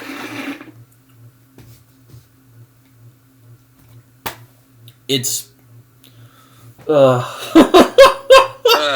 Jeez, I fucking hate that scene. I hate this. It's like the festival scene. I hate this scene. I know. It's just like Peter Parker being oblivious once again, showing zero concerns about like what MJ's going through. He's just stroking his ego once again. He's just like, yeah, I'm Spider-Man. But do I really deserve this love? I'm just a normal kid in Queens, but I'm still Spider-Man. Yeah, it's so like, oh my god. And, like, you know, like, to be fair to Peter in the scene, he is trying to calm her down, but it's just like, it's so stupid. It really is. I'm about to start like yelling. I don't want to get mad. My dad's sitting in the other room. But yeah, I fucking hate this scene. Aside from the Bruce Campbell stuff, and then Bruce Campbell shows up, which that's actually kind of funny. And Peter's like, no. He's like, nope, abort, abort. Like that's a good scene, but that's a good part of the scene. Pretty funny. But aside from that, oh my god, I hate this scene. Even when he was trying to handle MJ, like her like being understandably pissed at Peter for like kissing Gwen, this random chick. He's like, you want to push me away? But he's like, you're my girlfriend. No, I love you. She's just a girl in my class. Then oh my god, I hate that. I hate it. Oh my god. so much. I hate it so much. It's so stupid. Ugh, my voice is cracking now. I hate it. Why? It's like, again, when Gwen Stacy shows up, I guess it's bad juju, except for that scene where he saved her life and it was freaking awesome. But God. I fucking hate this. She's just a girl in my class. Like, shut up. I was like, dude, you're making it worse. Way worse. Like, just shut up. Not just for Mary Jane and you, for everybody watching this movie. Yes. Oh my god. You're making us suffer through this scene even more. Oh my lord. And Peter's just like, God. Okay, so after that fucking shit show of a scene, God. So after that scene, we see Peter just getting used to the black suit, and we end up seeing that it has changes to his personality. So apparently the symbiote influences like more negative aspects of your personality. Now, in stuff like Spectacular Spider-Man, it's actually done pretty well. But in this movie, I agree. Not so much. Yeah, it makes you more evil, but in this movie, it also makes you more jazzy and more. Oh my god! Even more egotistical. Oh my god! He just becomes this angsty. It's just like, what is this? There are some funny scenes though when he is Bully Maguire, but he becomes Bully Maguire, and Bully Maguire is like, he's like meme royalty. Okay, he's like, this man's like meme royalty. Okay, like there's a lot of funny shit with this guy. Like, yeah. He puts his hair into like an emo pose. It's so freaking hilarious. Another WTF moment. It's just so his hair stupid. color changes. Oh yeah, it changes too. It's like, what? Like black it goes from being brown to black. Like, what? So weird. And we see Eddie later, he didn't change his hair color at all. It's like so weird, like why? Like, this doesn't make any sense. But so yeah, he starts acting like a dick to everybody. So, he's already pissed off about Flint Marko and everybody. Now he's just like being a jerk ass to everybody. Like Ditkovich is like, hey, what my money? And he's all like, you'll get your money when you fix this damn door, which is awesome. I used to cringe at that, but now I just think it's hilarious. And kind of satisfying. Like, you've been asked, like, give me rent, dude, shut the fuck up. He's like, Mr. Ditkovich, you seem like a decent guy, but shut up about the money. Give me rent. You'll get it when you fix this damn door. And he like closes the door, and I like the scene after where he's all like, he is good boy. He must be going through something. And he like walks away. Yeah, I'd like that. And his daughter, like, poor girl. She seems so nice. Like, I just want to give her a hug. I know. Man, like, they kind of did her dirty in these movies. Like, I would have loved this and Peter together. Kind of in this movie. In the second movie, it's kind of cute. She's kind of like this cutesy girl who kind of likes Peter, and she's kind of shy like him. And in this movie, she's just kind of like, she's kind of that way too, but like Peter's just shitting all over her, man. Not shitting on her, but he like makes her make cookies for him. Oh, well, we'll get to that scene later. That's fucking hilarious. But, but yeah, Peter is just fucking... He's going off the rails a little bit. Mary Jane gets pissed off with his behavior as Bully Maguire and starts, like, talking to Harry more. Oh, yes. She ends up visiting Harry, which I actually like this scene. I know some people might think it's a little cringy, but I kind of like it. I like the song. I like them just having a good time, and it's not like nothing's wrong. And yeah, Harry's still being an oblivious idiot, but you know what? It's not like bad. It's kind of cringy, but it's adorable. I just like seeing him like having fun. Yeah, and then she kisses Harry, and she's all like, "Don't tell Peter," which is a nice little reversal on the first movie where it's "Don't tell Harry." But you know, I digress.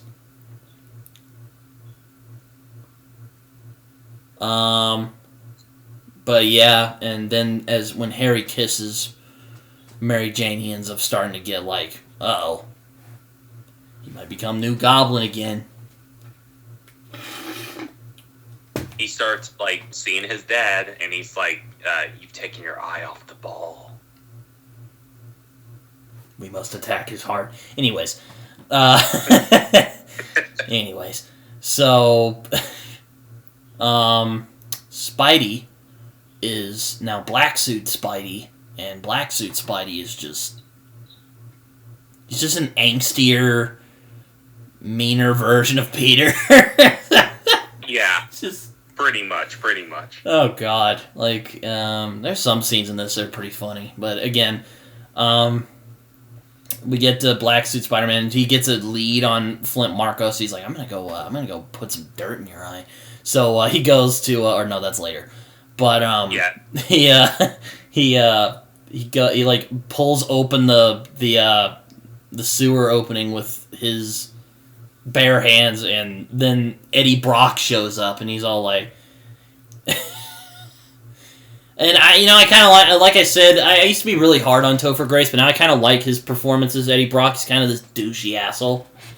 Yeah, it's kind of growing on me, not gonna lie. Yeah, and he's all like, "Yo, Spidey, love the new suit."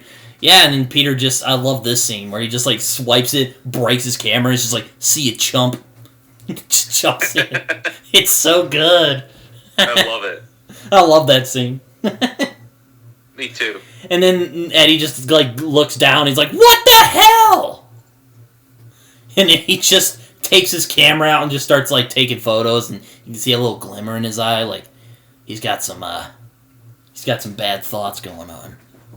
Oh yeah, I got some ideas, folks. Stay tuned. Stay tuned to Spider-Man Ball Z. Anyway. So Peter ends up locating Marco in a subway tunnel. And, the first fight scene of Sandman and Spider-Man was pretty good, but this one is just... Mwah. I really like this fight scene. Oh, I love it. Oh, it's so good. Yeah, one of my favorite... It might be my favorite fight scene in this movie.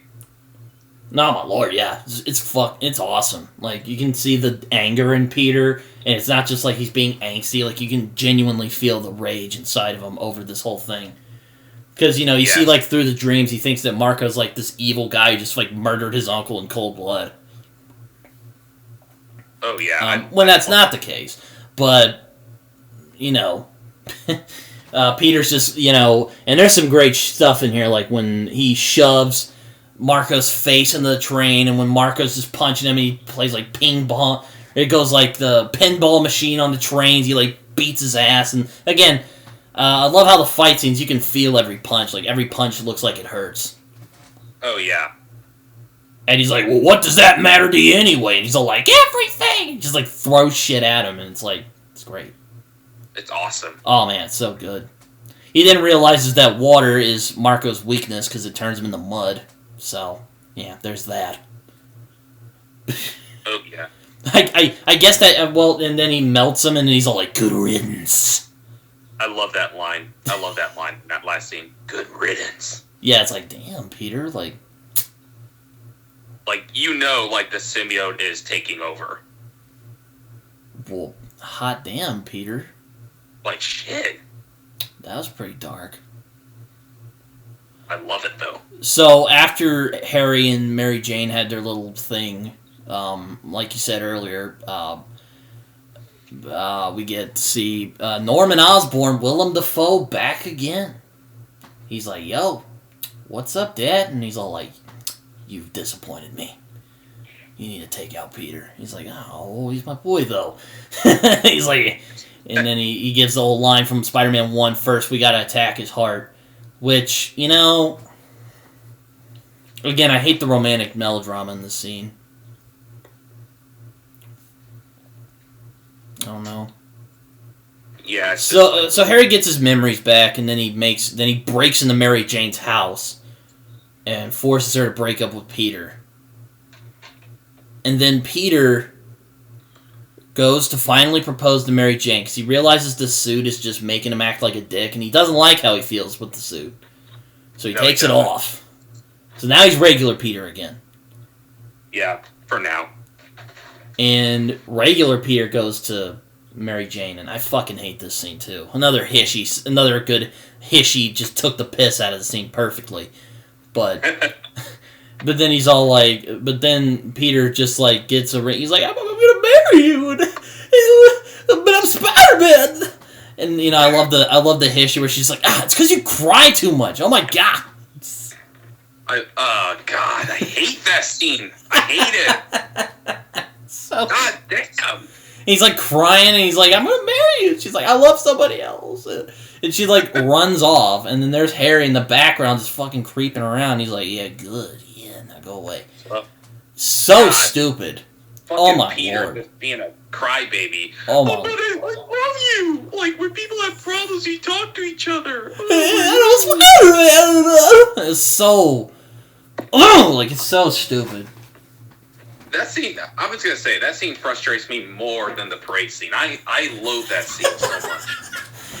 You found the scene you hate more. Oh, that's good. And yeah, Peter's just like, man, fuck this. So Peter just goes to Harry, and he's all like, man, oh yeah, I forgot. Mary Jane got fired from her job, and she told Harry not to tell Peter about it, which we did mention it earlier, but just for context. So then Harry just, like, meets with Peter at this coffee shop.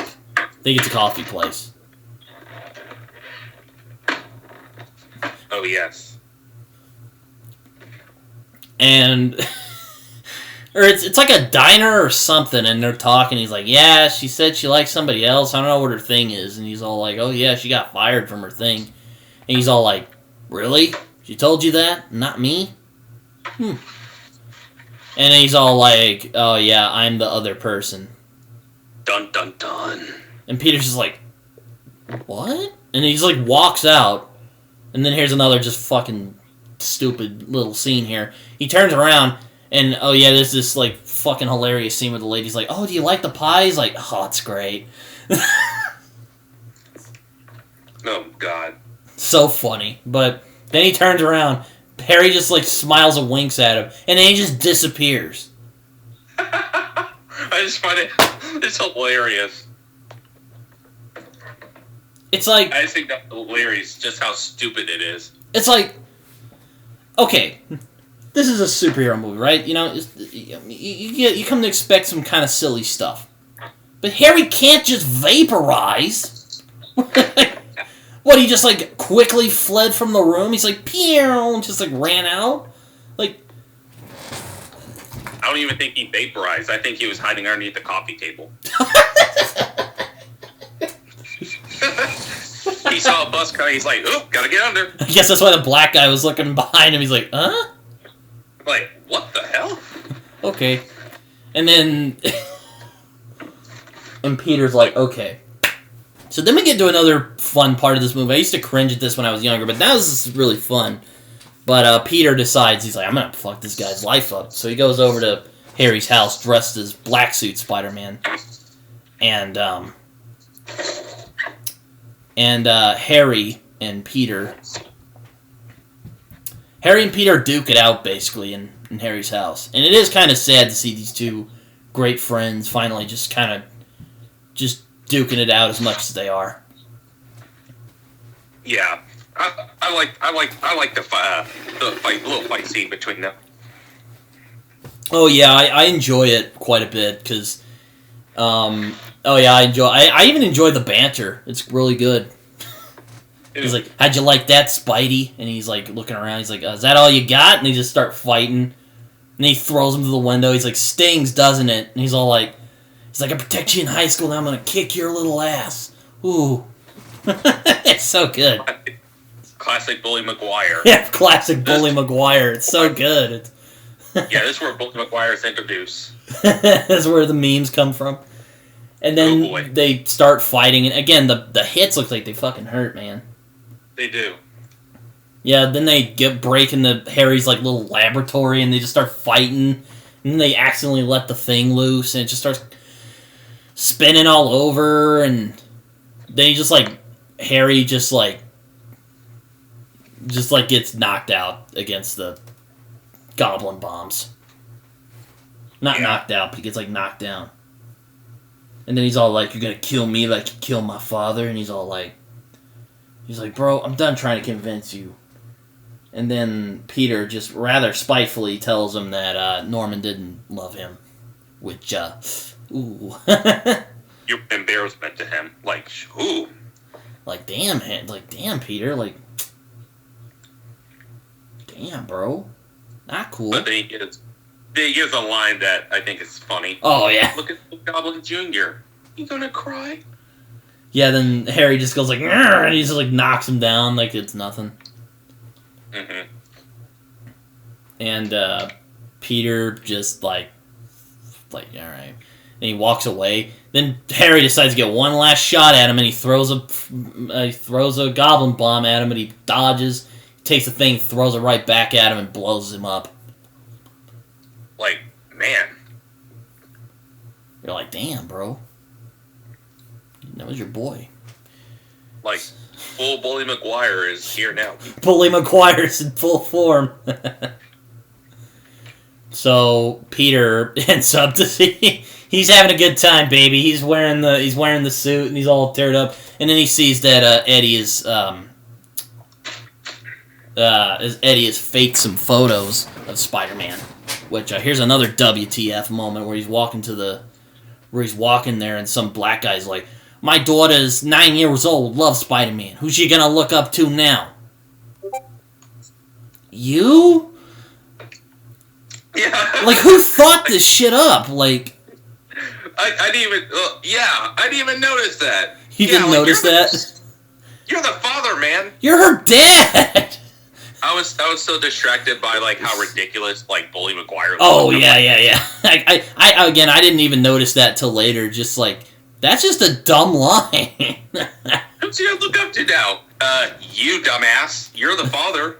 You're her dad. What are you doing? Anyway, so Peter looks at this. He's pissed. He's like, "I'm gonna put some dirt in your eye." Another classic Bully Maguire line. And he ends up going to the Daily Bugle. Everyone's celebrating Eddie, and Eddie's all proud of himself because of those fake photos. And I guess Jameson's happy. But then Peter shows up, and you're like, "Oh boy, what's gonna happen?" And Peter just is he's like, "Oh man," he's like, "Oh, what'd you say? I'd never get those photos?" He's like, "Well, there's your hero right there." And he's like, "Oh, man, never thought he'd do something like that." And he's all like, yada yada, and then he's all like, "You're trash, Brock." He's all like, "Excuse me?" And he throws the photos down all dramatic, and he's all like, "Your picture's a fake." And then Eddie's like, "Ah, you're such a Boy Scout." And then finally Peter just gets fucking pissed and just flings him against a wall. And he's all like, "You want forgiveness? Get religion." Which is another classic Bully Maguire. And he's all like, and then Robbie comes up. He's like, "Hey, Peter, what's wrong?" And Eddie tries to play it off. But he's all like, "Please don't do this to me. If you do, I will lose everything. No one's gonna hire me after this." And he's all like, you should have thought of that earlier. And he gives it to Robbie, and he's all like, here, tell your editor to check his source next time. And then then Peter shows that Eddie faked him, and Jameson is pissed, of course. Because, he might be find it hilarious. He's pissed, because he's like, not only was he wrong about Spider-Man, but now he has to print a retraction. Which, he's all like, get out of my building. He's all like, oh, you're fired! And he, gets out, and he's all like, man, we're gonna have to print a retraction. He's like, man, we haven't printed a retraction in 20 years! And then we get the holy moment of Bully Maguire. Now, let me tell you, when I was 8 years old, this was horrifying. Yeah, I was like, what the fuck is this? I was horrified, but now I just laugh at this scene. I love this scene. I love it in a way you shouldn't love this, and you shouldn't love anything. But it's fucking hilarious. Just how fucking ridiculous it is, and just how stupid it is. Oh my god, yes. It's it's also just done perfectly. It's like, what if this nerdy guy just thought he was awesome? Let's just fucking go with it. And Tobey just does it perfectly. He does. My god, I could tell he was having fun with that scene. Oh man, there's this hilarious video on YouTube of Tobey and Sam Raimi and all them talking about the Bully Maguire stuff. Oh man, it's so good. Oh yeah. And Peter is just, oh man, he's just having a good time, baby. He's having Ditkovich's daughter make him cookies and nuts, and he gave the symbiote bit to Dr. Connors, by the way. Forgot to mention that earlier. And Dr. Connors is all like, man, this thing's really aggressive. You didn't keep any of it, did you? And he's all like, oh, no, of course not. And he's dozing off on the phone, and it's, oh man. And then, then we get him, he's just looking around, he's checking out all the women, he's all like, yeah, and it's so freaking hilarious. Oh man. It's oh my god. Now, when I was 8, this was horrifying. I was terrified, I was horrified by this. Not it was scary, but it was just the cringe. Ugh. No, when I first saw it in theaters, I leaned over to my dad in that scene, and I asked him, this is a Spider-Man movie, right?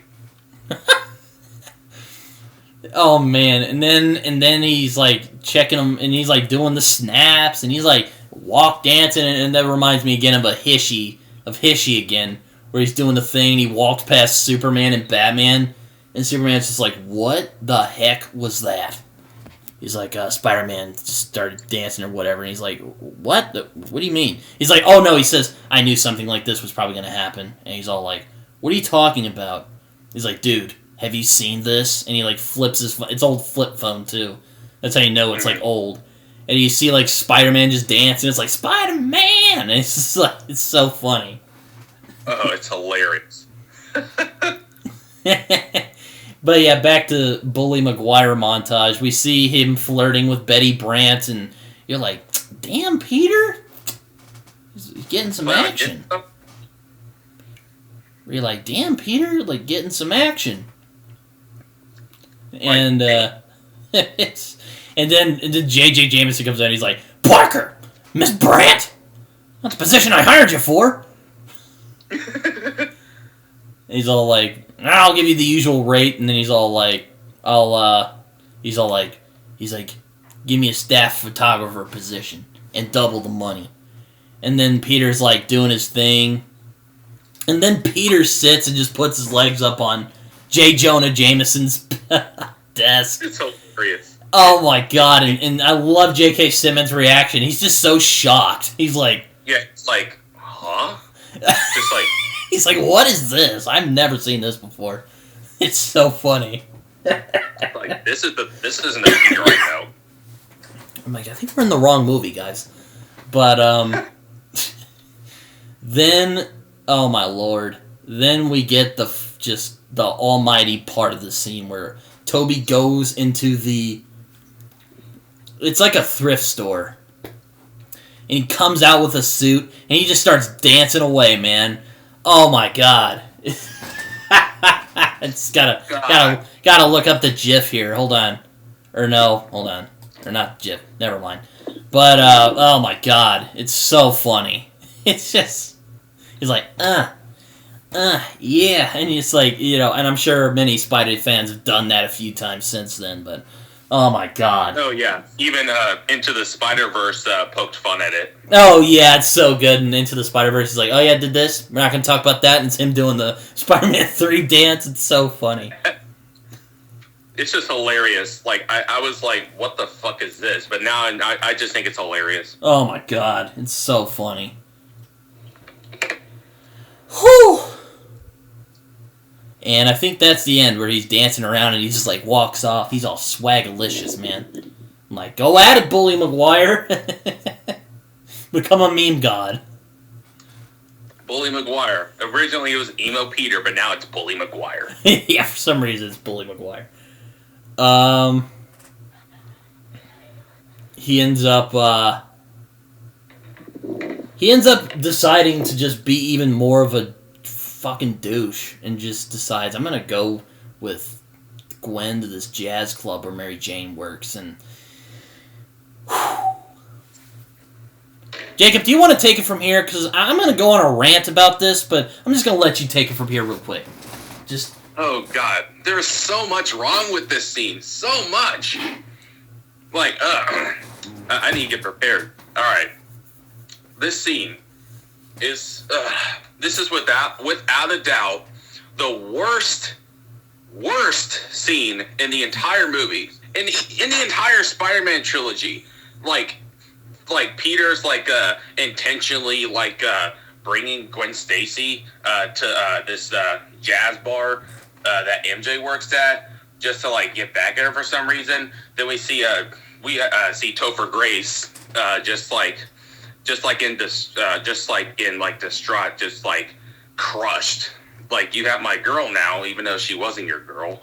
And then Bully Maguire, being classic Bully Maguire, he goes up to Gwen Stacy. Is like, I hope we can get a table. And then Bully Maguire goes up to a waitress. And he's like, find us some shade. Thanks, hot legs. Like, oh man. Oh my god. My god, this fucking scene. Oh my lord. Oh, sorry. Oh yeah. We see Peter see MJ, and then MJ's about to sing, and then we get to the holy shit. Oh my god. All right. But sorry. No, it's okay. It's okay. I just hate this scene. Oh, I was about to go off. I fucking hate this scene. You think the festival scene was bad? This is the stupidest fucking thing I have ever seen in a Spider-Man movie. Not even Dane DeHaan's Green Goblin can put to shame this atrocity of a scene. Okay? Because this scene, fucking atrocious. I fucking hate this scene. I despise this scene. It's so bad. It's so bad. It's so stupid, too. It's God. Ugh. Everything about this scene is bad. Like him just throwing tables around, just doing flips and even Spidey poses. I mean, Jamie Foxx doing dubstep Itsy Bitsy Spider doesn't even hold a candle to the stupidness of this scene. I fucking hate this scene. I hate it. I laugh every time, and not in a I just cover my eyes. I can laugh at the Bully Maguire montage now. I still can't. I fucking hate this scene. I just laugh and just you guys really thought this was a good idea to put this shit in here? Like, is this a Spider-Man movie or is this a musical? Oh my god. And Peter just oh my god, and you see Mary Jane and she's just like, what the fuck? And Peter just comes on and he's playing the piano, and it's like, oh god, what's he gonna do now? And he just starts fucking dancing. It's so bad. It's just... It's absolutely abysmal in every way possible. It's so stupid. Like, Raimi, Sammy boy, I love you, but why did you think this scene was a good idea? Oh my god. I just... Like, why? And, like, he kind of, like, hits on Gwen Stacy, and just, like, Jesus. Oh my lord. And Gwen Stacy is just like, ooh. Until she sees, like, later, like, he's just trying to fuck with his ex-girlfriend. It is so stupid. Like, this... Oh my god. Oh god. Think this is a stupid scene? It's beyond stupid. This oh is my without god. the low point in the entire Spider-Man trilogy. Like, you know, like, Amazing Spider-Man movies are bad, but oh my god, like, this is a rival for just... Now I'm starting to get mad. Yeah, I'm getting angry right now. I thought Fan Forstick made me angry, but this scene just makes me fucking frustrated. Oh, I thought the festival scene was bad. I thought the awful date with Mary Jane was bad. Nothing's as bad as this scene. I hate this scene. I hate it. No, I even remember, like, me and Cameron were just, like, discussing how, like, atrocious this scene was. Oh, yeah. Me and him have made fun of this scene, like, so many times. Like, it's so stupid. I was like, yeah. And I just have to keep going back to, like, this is a Spider-Man movie. It's not a musical, Sam Raimi. Like, why'd you give this okay? Like, why? This scene is terrible. It's like, you know, you can have Peter be a jerk-off without doing this dumb dance routine. Don't do... Oh, my God. Like, the symbiote makes him evil. It doesn't make him a jazz dancer. Oh, shit. I fucking hate this scene. I just... God. This scene's fucking atrocious. I hate it so much. Oh, my God. Though there is a little funny little cameo from the guy who Spider-Man stole the pizza from in Spider-Man 2. Apparently he was one of the co-writers on Evil Dead 2. Huh. So, that's a little tidbit there. But, fucking hate this scene. Jesus Christ. I'm just gonna keep saying that until I feel better. It's just...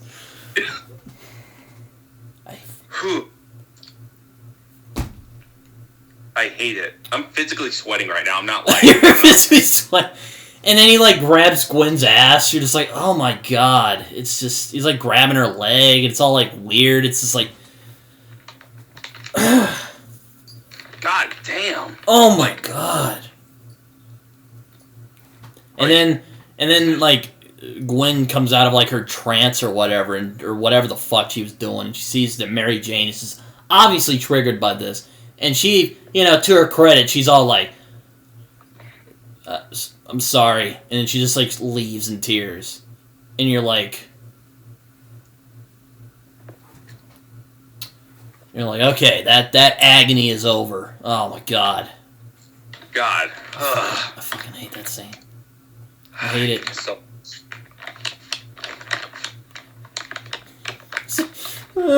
Okay. Alright. So that protracted agony is over. Oh my god. And Peter is just now... I don't know what he's doing after that fucking atrocity. He's just walking around. Then some bouncers are all like, yo, Pete, yo, little man, you might want to get out of here. He's all like, oh, fuck that. He starts fighting them. And then Mary Jane tries to step in, and he accidentally hits her. And that was like the moment everyone just like, oh, shit, boy. This has just gotten real. Oh, yes. And then Peter is just horrified by this. He ends up realizing, like, oh, yeah, this black suit isn't really helping me. So, I'm gonna leave. So he just leaves in shame, and then he comes to realize that this suit is not good for him, and he's gonna take that shit off. So, yeah. Which leads to a much better scene, I gotta say. I love the scene when Peter takes the symbiote off. I love it. Yeah, after that, like, after the cringe fest that was that scene, it's just... I'm glad we got this scene, because it's like, you know what, that scene was a little stupid, we'll put in a really good scene. And there's not much dialogue, too. A lot of it is just visual storytelling. Yeah, just full suspense, just like, get this thing off. And it gave me, that scene gave me flashbacks on the 90s Spider-Man cartoon where he was trying to, like, get rid of the symbiote, take it off him. Oh, yeah. Taking inspiration from that scene. Maybe. Yeah, that's certainly possible. Yeah, and he takes it off, and I love just how visceral the scene is when he takes it off. Like, he's just trying to just get that he's, like, ripping it off. It's beautiful. It's, like, a great scene. And it's, like, his yelling, and it's just everything. Oh, man. It's so good. I love it. Oh, yeah. Eddie Brock's there, and here's another dumb scene for you where he's like, hello, I'm Edward Brock Jr., and then he's all like, I come to you humbled and humiliated, and he's all like, I need you to kill Peter Parker. Like, okay. Stupid. It's like, you know, I bet Jesus is up in heaven, he's just like, you know, I don't do that. Like, sorry. Anyway, but then that part, after that little dumb part, he ends up hearing Peter just yelling, and then he goes up and he's like, oh. And then he's like, comes to the realization, Parker. He realizes the yell. Apparently he recognizes his yells. I don't know. That's a little funny to me, but you know. Yeah, it's weird. Like, you recognize his yelling? Yeah. But then, as he's ripping it off, it starts falling on Eddie, and he takes his jacket off and throws it off. And then Peter ends up realizing that that the symbiote is weak to, like, really loud noises or metal and stuff like that. Yeah. So he ends up using the bell in order to take the suit off, and it's, like, really this just, like, yeah, scene. Yeah, it's intense. Yeah, and he ends up, like, taking it off, and then the symbiote falls on Eddie, and it's just like, God. You know? It's like, ugh. Like, damn. It starts, like, getting all over him. It gets into his mouth. You're just like, oh my God. Jesus. That's disgusting.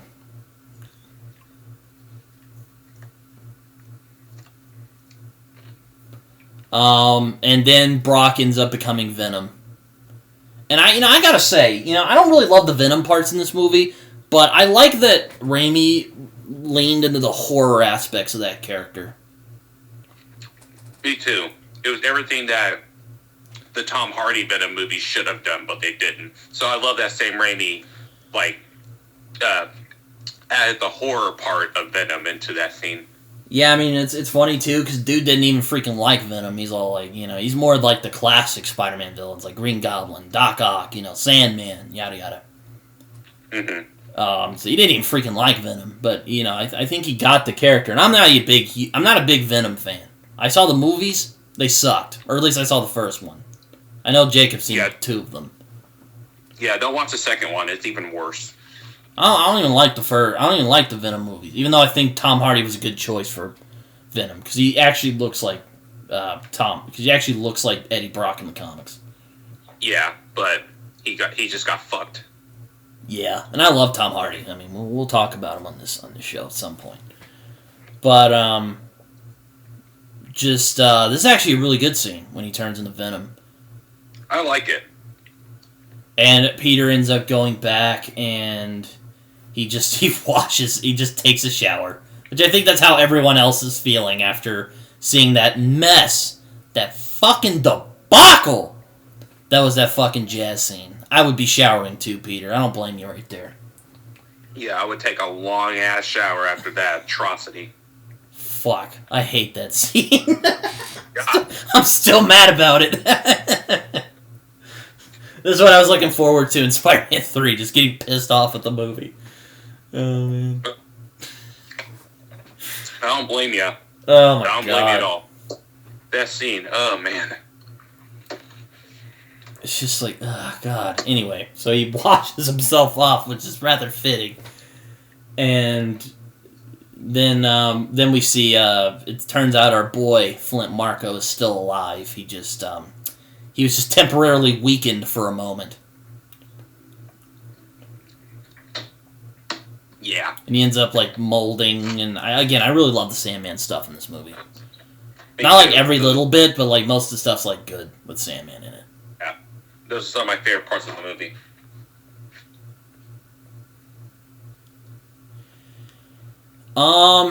Man. So he ends up getting back up from that whole water thing, and he's back. He ends up going across, and he's just walking around for some reason, and then he sees Venom, and Venom's just swinging around. He just beats the shit out of Venom, and then we see Venom for the first time, and I kind of like the design for Venom. He actually looks frightening. He does. I like the design. Yeah, it's like Sam Raimi, he's a good horror guy, so I'm sure he had a good time. Even though he didn't want to mess with Venom, and he doesn't even freaking like Venom like we just talked about earlier. But, you can tell he kind of like, he's like, you know what, I'm going to try and make the best out of this. And he did a pretty good job, in my opinion. Yeah, and he made his suit practical, which I really appreciated. Oh, yeah, he did. Yeah, apparently Topher Grace later said that he had to, like, put this suit on. They, like, slapped, like, this black stuff on it. And he apparently he did not like it. And that just sounds really weird. Like, that's... Yeah. But I'm also glad it was practical, because it makes it feel more real, Even though I don't mind CGI. Yeah. I like CGI just fine. There's great CGI in movies. But practical kind of makes it more immersive, Yeah, it does. Brock ends up convincing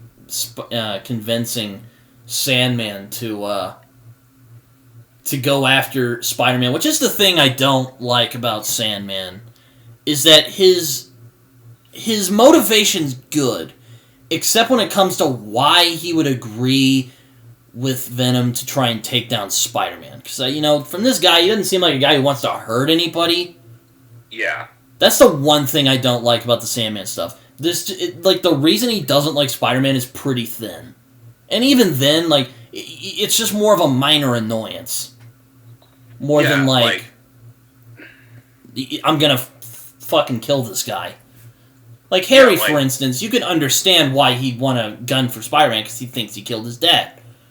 Or Dr. Octopus, he thinks that Spider-Man ruined his experiment, yada yada. But Sandman's kind of thin on that. He's like... Yeah, sure, yeah, he kind of, interrupted you. He kind of ruined your whole, idea to, get money for your daughter, but... Sure, he whipped your ass a few times, but... Yeah, but it's not really a big reasoning on why you should gun after Spidey. Yeah, and he says interested, and he says yes. You're just like... Okay. I mean, Brock has a good reason to want to kill Peter and Spider-Man, but it's Sandman just doesn't. Yeah, he has, Eddie has a reasoning, but Sandman just suddenly agrees to kill Spidey with Venom, this person who you barely even know. Yeah, exactly. It's really weird. Yeah, it's just odd. Anyway, so they end up teaming up. Brock disguises himself as a cabbie, and he kidnaps Mary Jane, which... this shit again. Anyway. And he ends up holding her captive with one of his webs, and I'm just deflated by this now. Jeez. Kidnapped Mary Jane again.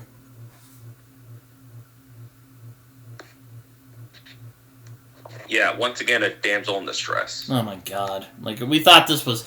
Like, you know what? It worked the first Spider-Man movies. Now it's just getting tiring. Yeah, it's just getting repetitive now. So, now Brock is doing his thing, and Sandman is keeping the police at bay, and... So Peter decides, I'm going to don the old suit and go back out there and kick some ass. So he goes to visit Harry, and this is actually a pretty good scene, where Peter decides... There is one thing where it's like, why would Peter go back to Harry, even though he just kicked his ass and said his dad didn't love him? I mean, he should have known that he was going to say no, at least at first. Yeah. But, like, he's still my boy, so... Still a good scene, though, when he's like, just get out. He's so pissed off at Peter at this point. Like, he just wants nothing to do with him. Just heartbreaking. And when you see, like, his, like, just, like... His scarred face, too. It's really sad. Scarred up, burnt face. Like, it's heartbreaking. And, like, Peter's reaction, realizing what he has done to him. Yeah. How much he has hurt him. Yeah, it's sad. It's actually pretty good acting by both Franco and Tobey Maguire. It is. It still gets to me. That holds up pretty well. Yeah. And then we get another fucking stupid scene where Harry is just wandering around, and then his fucking old-ass butler shows up and just so lazily gives him this... Finally explains to him that his dad's death was Norman's fault. There is so much wrong with that scene. Like, so much. It's like every time this movie's getting, like, good, they throw, like, some stupid shit like this in there. Like, God, there's so much wrong with this scene. It's like, 1, why didn't you tell him this earlier? 2, why are you telling him this now? 3, what? You know? He just goes up and he's like, oh, yes, I cleaned his wounds and his glider, and it's so stupid. Like, who... Even behind the scenes, like, they have to do so many takes because the actor played the old-ass butler, couldn't get his lines correct. I remember watching those bloopers. He kept forgetting them or something. That should have been, like, a sign.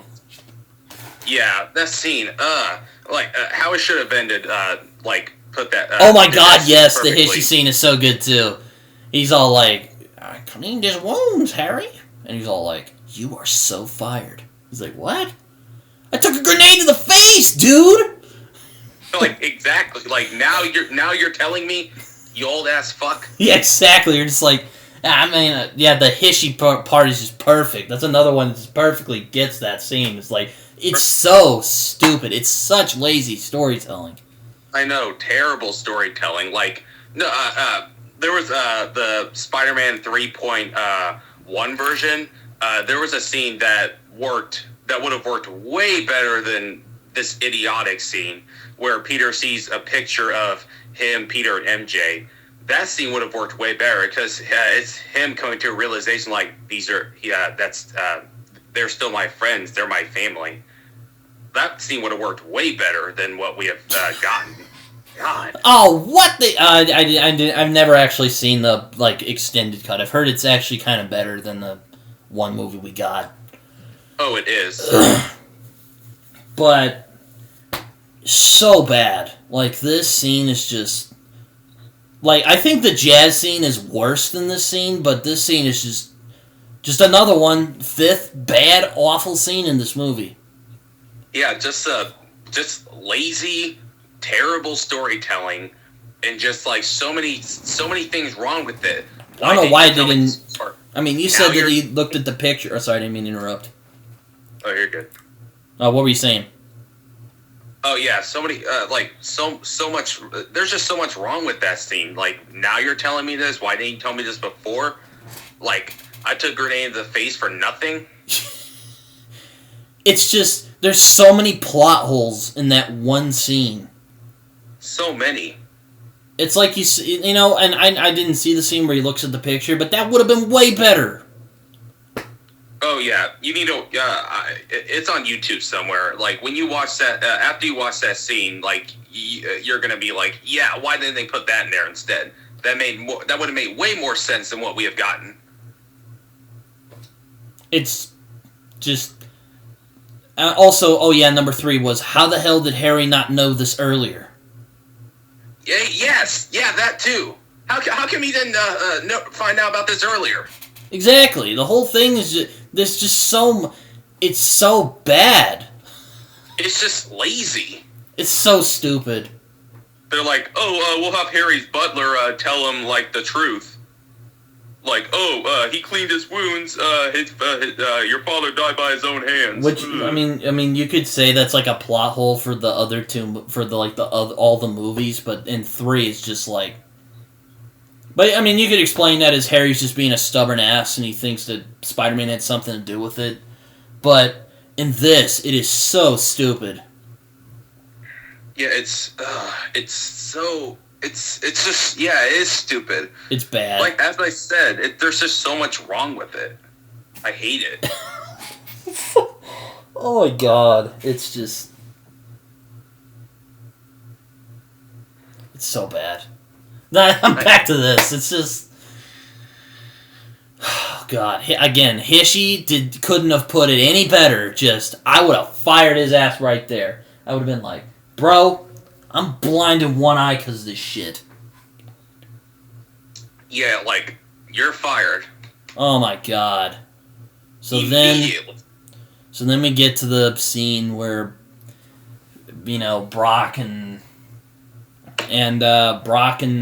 Sandman are fucking everybody up, and they're like, and then Spidey shows up, and everyone's like, "Oh yeah, boy, Spidey's here!" And then J. Jonah Jameson shows up, or no, I think that's a little later. But they're fighting, and oh man, they're just pummeling Spider-Man's ass in this scene. Yeah, they're just like beating him down. It's like the scene from Spider-Man 1. I see this comparison pretty favorably. Because again, Spidey in this movie, he gets his ass handed to him. Like, handed. Again, you can feel every hit in this movie. Like, it looks like shit looks like it hurts, Yeah, that's what Sam Raimi does so well with the Spider-Man movies. The action, anyway. Everything. Oh, sorry. I just said the action. Yeah, you can feel in every Sam Raimi Spider-Man movie, which is what he has done so well. Yeah, I mean, the action just feels visceral, man. It does. And the only one I can see that has actually kind of done that as well, just as well as the Daredevil TV show on Netflix. That's another one where the hits feel like they hurt, Oh, yeah. But, that's another conversation for another time. We can do an episode of Brit and Jake Watch TV. But, so yeah, they fucking pummel Peter, and he even gets the side of his mask torn off again, and Peter goes up, and then back to just hammy dialogue again.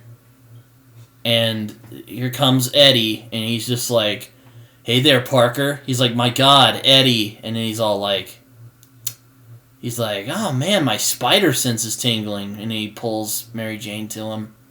And he's all like, "If you know what I'm talking about." God, another cringe-worthy line. Jesus. Did he just make a sexual innuendo in a Spider-Man movie? Like, you guys really did that. You really did that. And you know what? I don't even give a shit about that. It's not that. I don't give a shit about that. I like making sexual jokes, okay? Like, that's my specialty. Alright? But this is stupid. It's just the delivery. It's just... Ugh. It's the delivery. It's horrible. I think he says something else that just fucking pisses me off, but I forget what it is now. Oh, no. Now I remember. Then he, tackles his ass through the symbiote, and, he gets, caught in the webs, and he ends up, knocking his ass out, and he takes his mask off. And then he actually becomes menacing for a second, because he's all like, "You took away my girl, now I'm going to take away yours." He's like, how does that feel, Tiger? And you're all like, dude, she didn't even fucking like you. Yeah. That's one thing, but I digress. You guys weren't even a thing then, so whatever. Anyway, so Mary Jane gets a brick. We finally see her being resourceful, and she drops a concrete on him, and he's all like, and then Peter pulls him down, and God, this scene where they're falling down, it was done better in Spider-Man 2. This just looks bad. You know, in Spider-Man 2, they did a similar trick, but it looked better, you know? Yeah, like, I thought the CGI looked bad in the Harry versus Peter scene, but this just looks atrocious. I mean, it is still intense, I'll give them that, but, oh my God, they did a similar thing in Black Panther. It looks bad. It just doesn't look good. No, it looks bad. The CGI in that scene just took me out of that scene. Yeah, it just looks bad. And they're like punching the shit out of each other. It's just like, oh my God. And then there was another nitpick I want to point out. What is it? She actually pointed this out. When Eddie Brock, when he peels his face back, when he talks to like Peter or somebody else, like, you have this scary Venom face. You're just gonna peel it back when you talk. Like, wouldn't it make more sense to keep your Venom face to make it more intimidating, to make yourself more intimidating? Yeah, and then why does it not have the Venom voice too? It's Topher Grace talking through the Venom. Yeah, it's it's just not intimidating at all. I mean, Topher Grace can be a little menacing, but it's like, bro, no. Yeah, you can go from being really menacing to going back to being kind of wishy-washy and just being like, okay, dude, like... Okay, bro. Okay. Yeah, it's just like... Oh, my God. This scene is... Then we get to a better scene where he gets, like, knocked out towards the thing, and then Venom starts to strangle him, and then Sandman, again, it's just weird. Sandman doesn't seem like the type who wants to kill anybody, but then he's just, like, fucking pummeling Spider-Man. Could have crushed him to death, but I digress. And then we get a little scene where JJ Jameson's like, you know, looking around. He's yelling at Peter, but you know Peter's Spider-Man, and some little girl's like charging him for money. That's pretty funny. That is funny. Film's extra, and you can just see he's just seething. I love it. Oh God! And then after a while. Where Spidey almost dies. Then we see a little bomb just attach itself to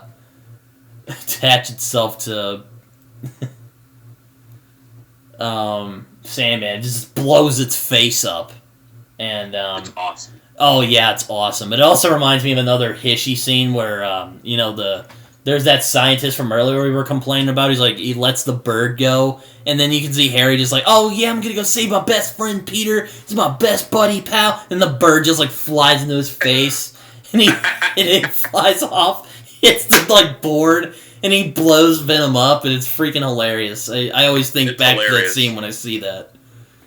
Oh my God. Oh my God. It's so funny. Anyway, so anyways, back to that scene.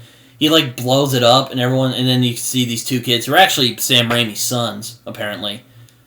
Oh. They're like, oh, sweet, wicked, cool, and then and Harry comes, and it's like this freaking awesome moment. I'm not gonna lie, this is pretty fucking awesome.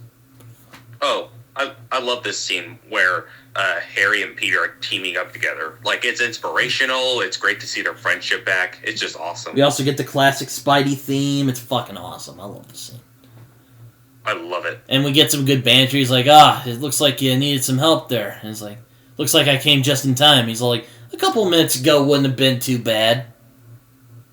And then we see Venom and Venom and Sandman going on the bounce back.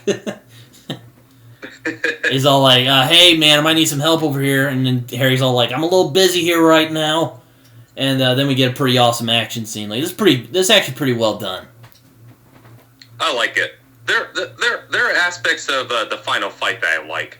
Not gonna lie. Yeah, I mean, this isn't a bad fight for the most part. I mean, there's that part where Eddie says that dumb shit, and then Peter, then that whole CG fight fest, that was pretty dumb. But aside from that, it's a pretty good fight. I agree. So Peter and Harry are teaming up, and it's freaking awesome, and you're like, oh yeah, fuck yeah. And, they have a fight, and then Mary Jane falls from her cab thing, and then she ends up falling, and Peter and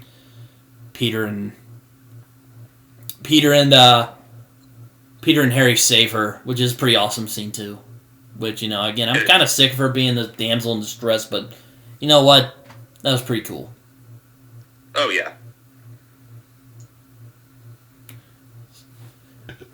Oh, excuse me.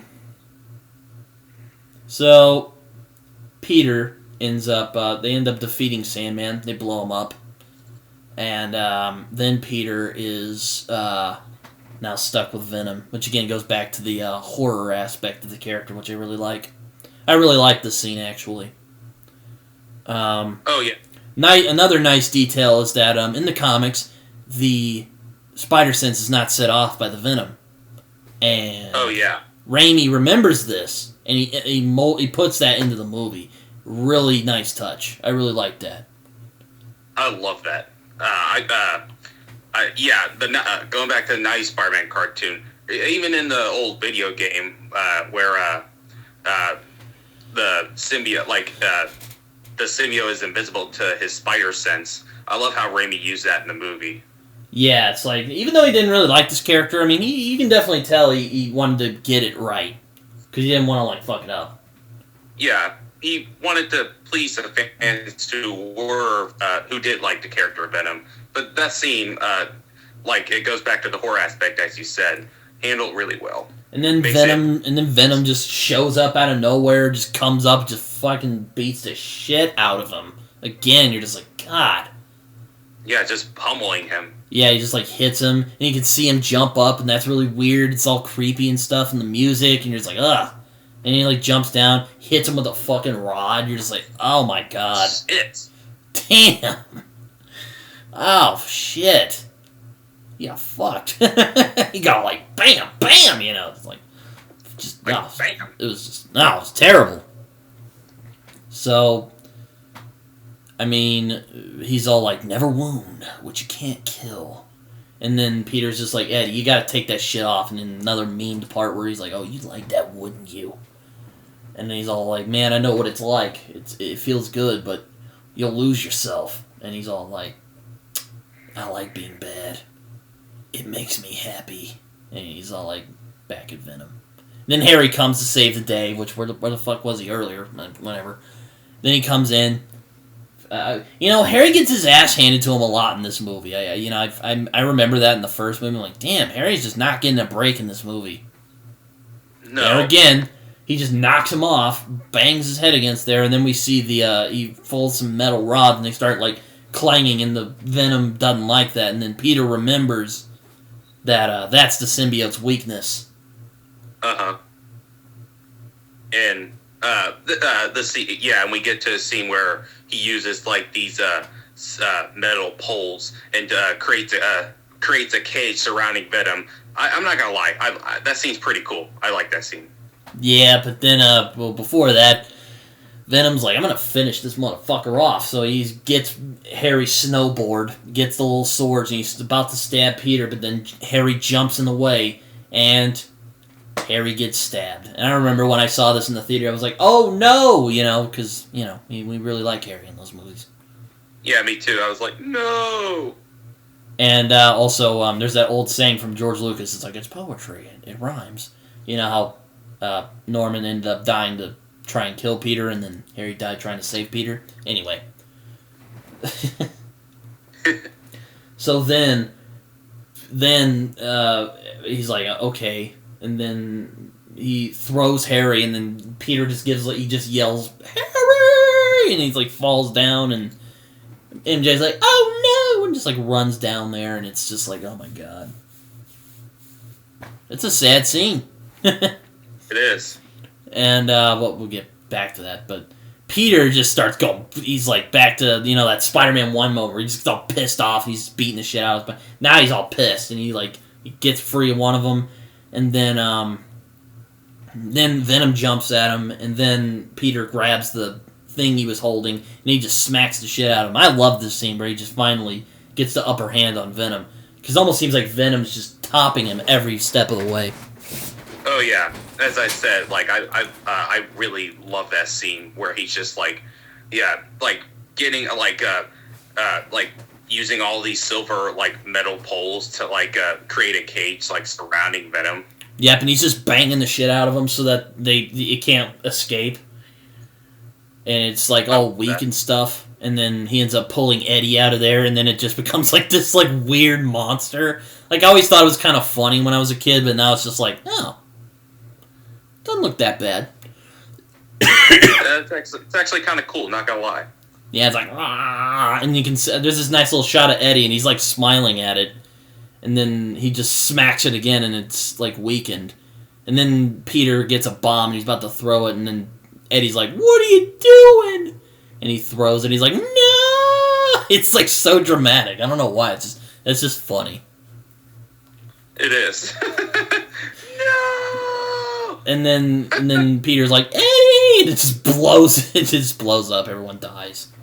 Or not everyone. Yep. Which, there's another nitpick. How come that didn't, blow Peter, off the roof or anything? It's a very contained explosion. Makes no sense. Yeah. But I digress. Yeah, he's just, standing there. That's it. Yeah, I'm good. Didn't blow me off this building, but, yeah, I'm good. Then we get, in my opinion, the best scene of this movie, aside from the birth of Sandman. And it's another Sandman scene.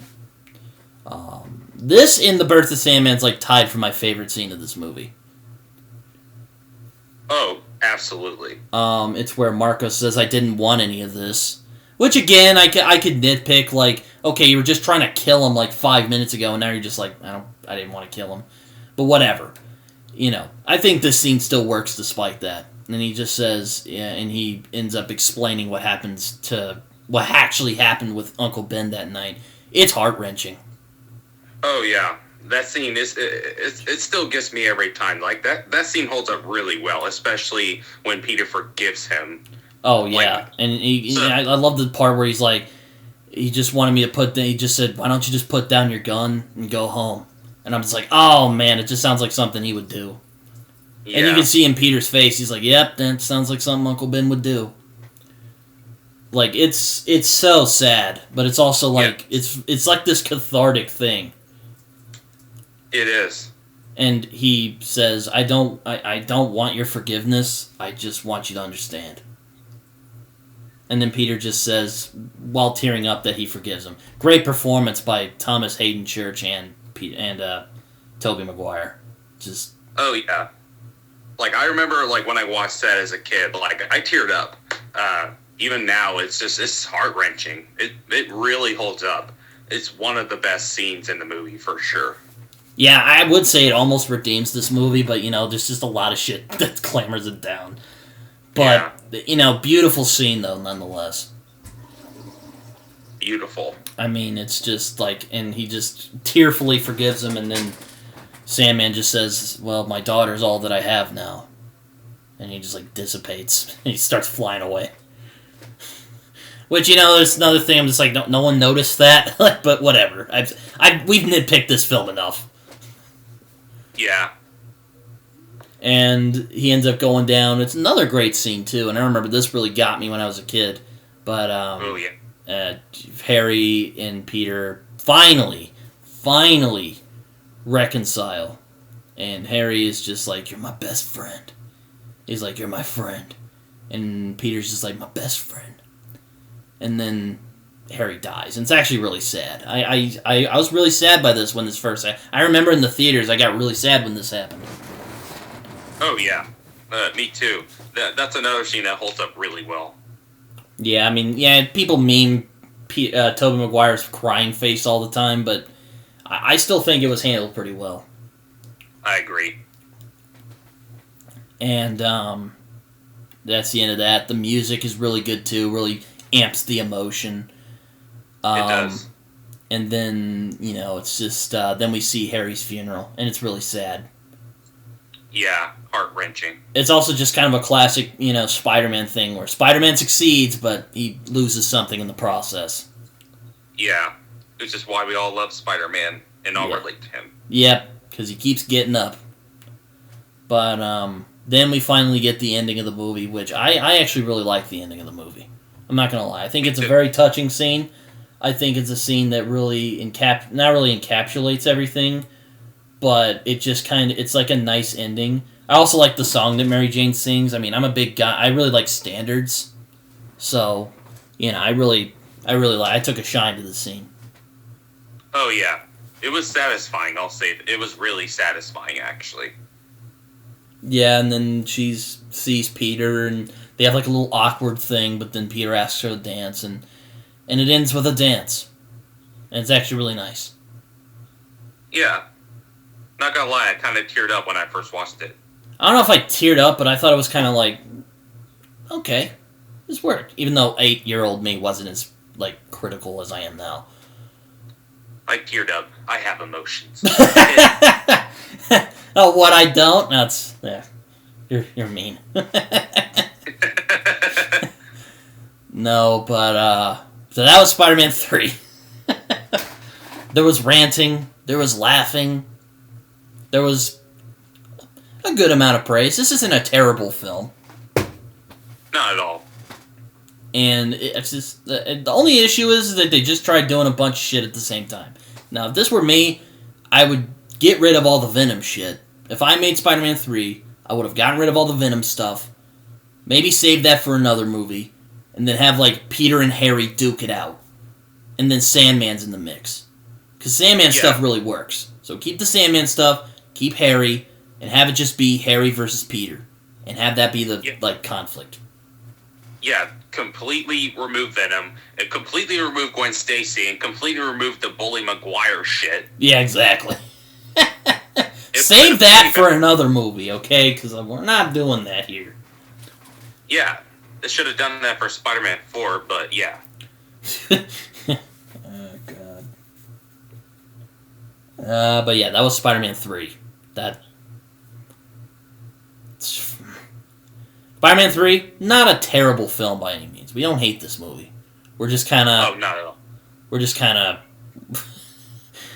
It's just weird. I mean, it's a letdown in comparison to the first two Raimi movies, but it's not, terrible. It's not like Fant Four Stick. No, nowhere near on level as, Fant Four Stick or Green Lantern level of shit. It's just underwhelming compared to the first two. It's overwhelming with all of the shit going on. Yeah, it's just Spider-Man 3. I don't even know if our talking about it for 2.5 hours can even justify how long this, justify the oddness of this film, but yep, that was Spider-Man 3. I hope you enjoyed us yelling about it for a few hours, but in some lighter news, I wanted to talk about this at least a little bit. I mean, we've gone on a little long, but I want to talk about this a little bit before we leave. The new No Way Home trailer came out. Jacob, what'd you think of it? I mean, I know we already talked about it, but what'd you think of it? Ooh, there's a lot I love about this. There is one thing that does kind of bother me, that I'm annoyed by, that I wish they would have mentioned more. But I love that from what we're seeing, they're going in a more darker direction. Even Tom Holland has said that the No Way Home is going to be more dark and brutal. And, it looks like Peter's going to, suffer, which is what I want. I want Peter to suffer. Yeah, we're all just sadists. We like watching Peter just get shit on. Then again, that's why we like Spider-Man 2. It's just funny how you said that. Anyway, continue what you were saying. Oh, yeah. We get more of Alfred Molina as Dr. Octopus. Oh, hell yeah. He's chewing that scenery. Oh yeah, looking great as ever. I also love his new design. His new design for his tentacles. Oh yeah, apparently that's all CG. And let me tell you, hey, you guys should pat yourselves on the back, 'cause that's pretty good CG. Yeah, that's great CG. Love it. And we also see a bit more of Jamie Foxx's Electro. He looks way better. Way better. So much better. I was so happy when I saw him in the trailer. I'm like, yes, he's not a blue Dr. Manhattan ripoff. Thank you. Thank you. That was terrible. But no, his design, it reminds me a lot like the Electro design in the Spider-Man PS4 game, which I love that design. So I love his design, Jamie Foxx's design in this movie. And we also see brief looks at Sandman and Risa fans as the Lizard. Thomas Haden Church and Risa fans are officially coming back, as well as Willem Dafoe as the main boy, Green Goblin. Oh yes! I was when I heard his voice, I just got up. It was like the Batman trailer all over again. I was like, oh my god, I'm gonna call my mom. Oh my god, Yeah. Even when he was revealing his beautiful Power Ranger glory, even though I don't mind this. Oh my god, it was glorious. It was glorious. It was beautiful. I was like, fuck yeah, Willem Dafoe is back. Oh yeah, I mean, we also get some good humor in there, like Scooby-Doo this crap, but oh man, this better be great, because I want it to be good. Please let it be good. This is a movie that could either be the best thing ever, or it could be the most disappointing thing ever. It better be good. Oh my god, it better be good, because I'm going to get very upset if it's not. Oh yeah. Yeah, I don't want this to end up like Rise of Skywalker or Spider-Man 3, where it's just like underwhelming compared to his predecessors. Yeah, I mean, this like Jacob said, this could either make or break the Spider-Man MCU movies, and people have been kind of having opinions on it so far. And don't worry, we'll get to the MCU Spider-Man movies. Yeah. But oh my god, this movie looks great. It looks really good. Oh yeah, my issue. I wish they would have gone. They would have showed us more of like Peter handling this identity crisis. I would have loved to see a bit more of that. Yeah, that's. I definitely wouldn't mind seeing that as well. We also didn't get to see Tobey and Peter, but then again, I after thinking about it, I don't think we would have seen them anyway, because, I mean, that sounds like something they'd wait to reveal in the movie if they're in the movie. Though there are some people saying that they think that Tobey and Peter edited out, or Tobey and Andrew are edited out. So I guess we'll see. Yeah, if they are in the movie, I'm glad they didn't show them in the trailer. I didn't want them to show them in the trailer. I want to be surprised if they are in the movie. Yeah, and oh man, well yeah, Thomas Haden Church and Risa fans are coming back. Also, Willem Dafoe's coming back, and oh my lord, it's just I'm glad Willem Dafoe's coming back, because I mean I don't know who else they would have gotten for Green Goblin. I'm sure they could have gotten someone for him, but whew. Yeah, let's just be glad they didn't choose Dane DeHaan, because he really sucked. Jeez. Oh, God. But yeah, that's Spider-Man No Way Home real quick while we're at it. So next week, we're going from a film that could have been good, but not, into just straight up stinky-ass territory. We're going to be talking about The Amazing Spider-Man. Oh, man. Ugh. Yeah. We've talked about... we went from Spider-Man 1 and 2, loving those movies. Spider-Man 3, underwhelming, but it has some good moments. Now we're getting to the real stinkers. Amazing Spider-Man. And we're going to be talking about that next week. So we're talking about Amazing Spider-Man, which, oh boy. Yeah, oh man. There's a lot to say about that film.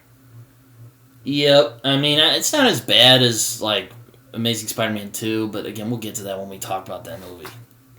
Oh, no. I would much rather watch this over that movie or Fant Four Stick. It's just, it just sucks.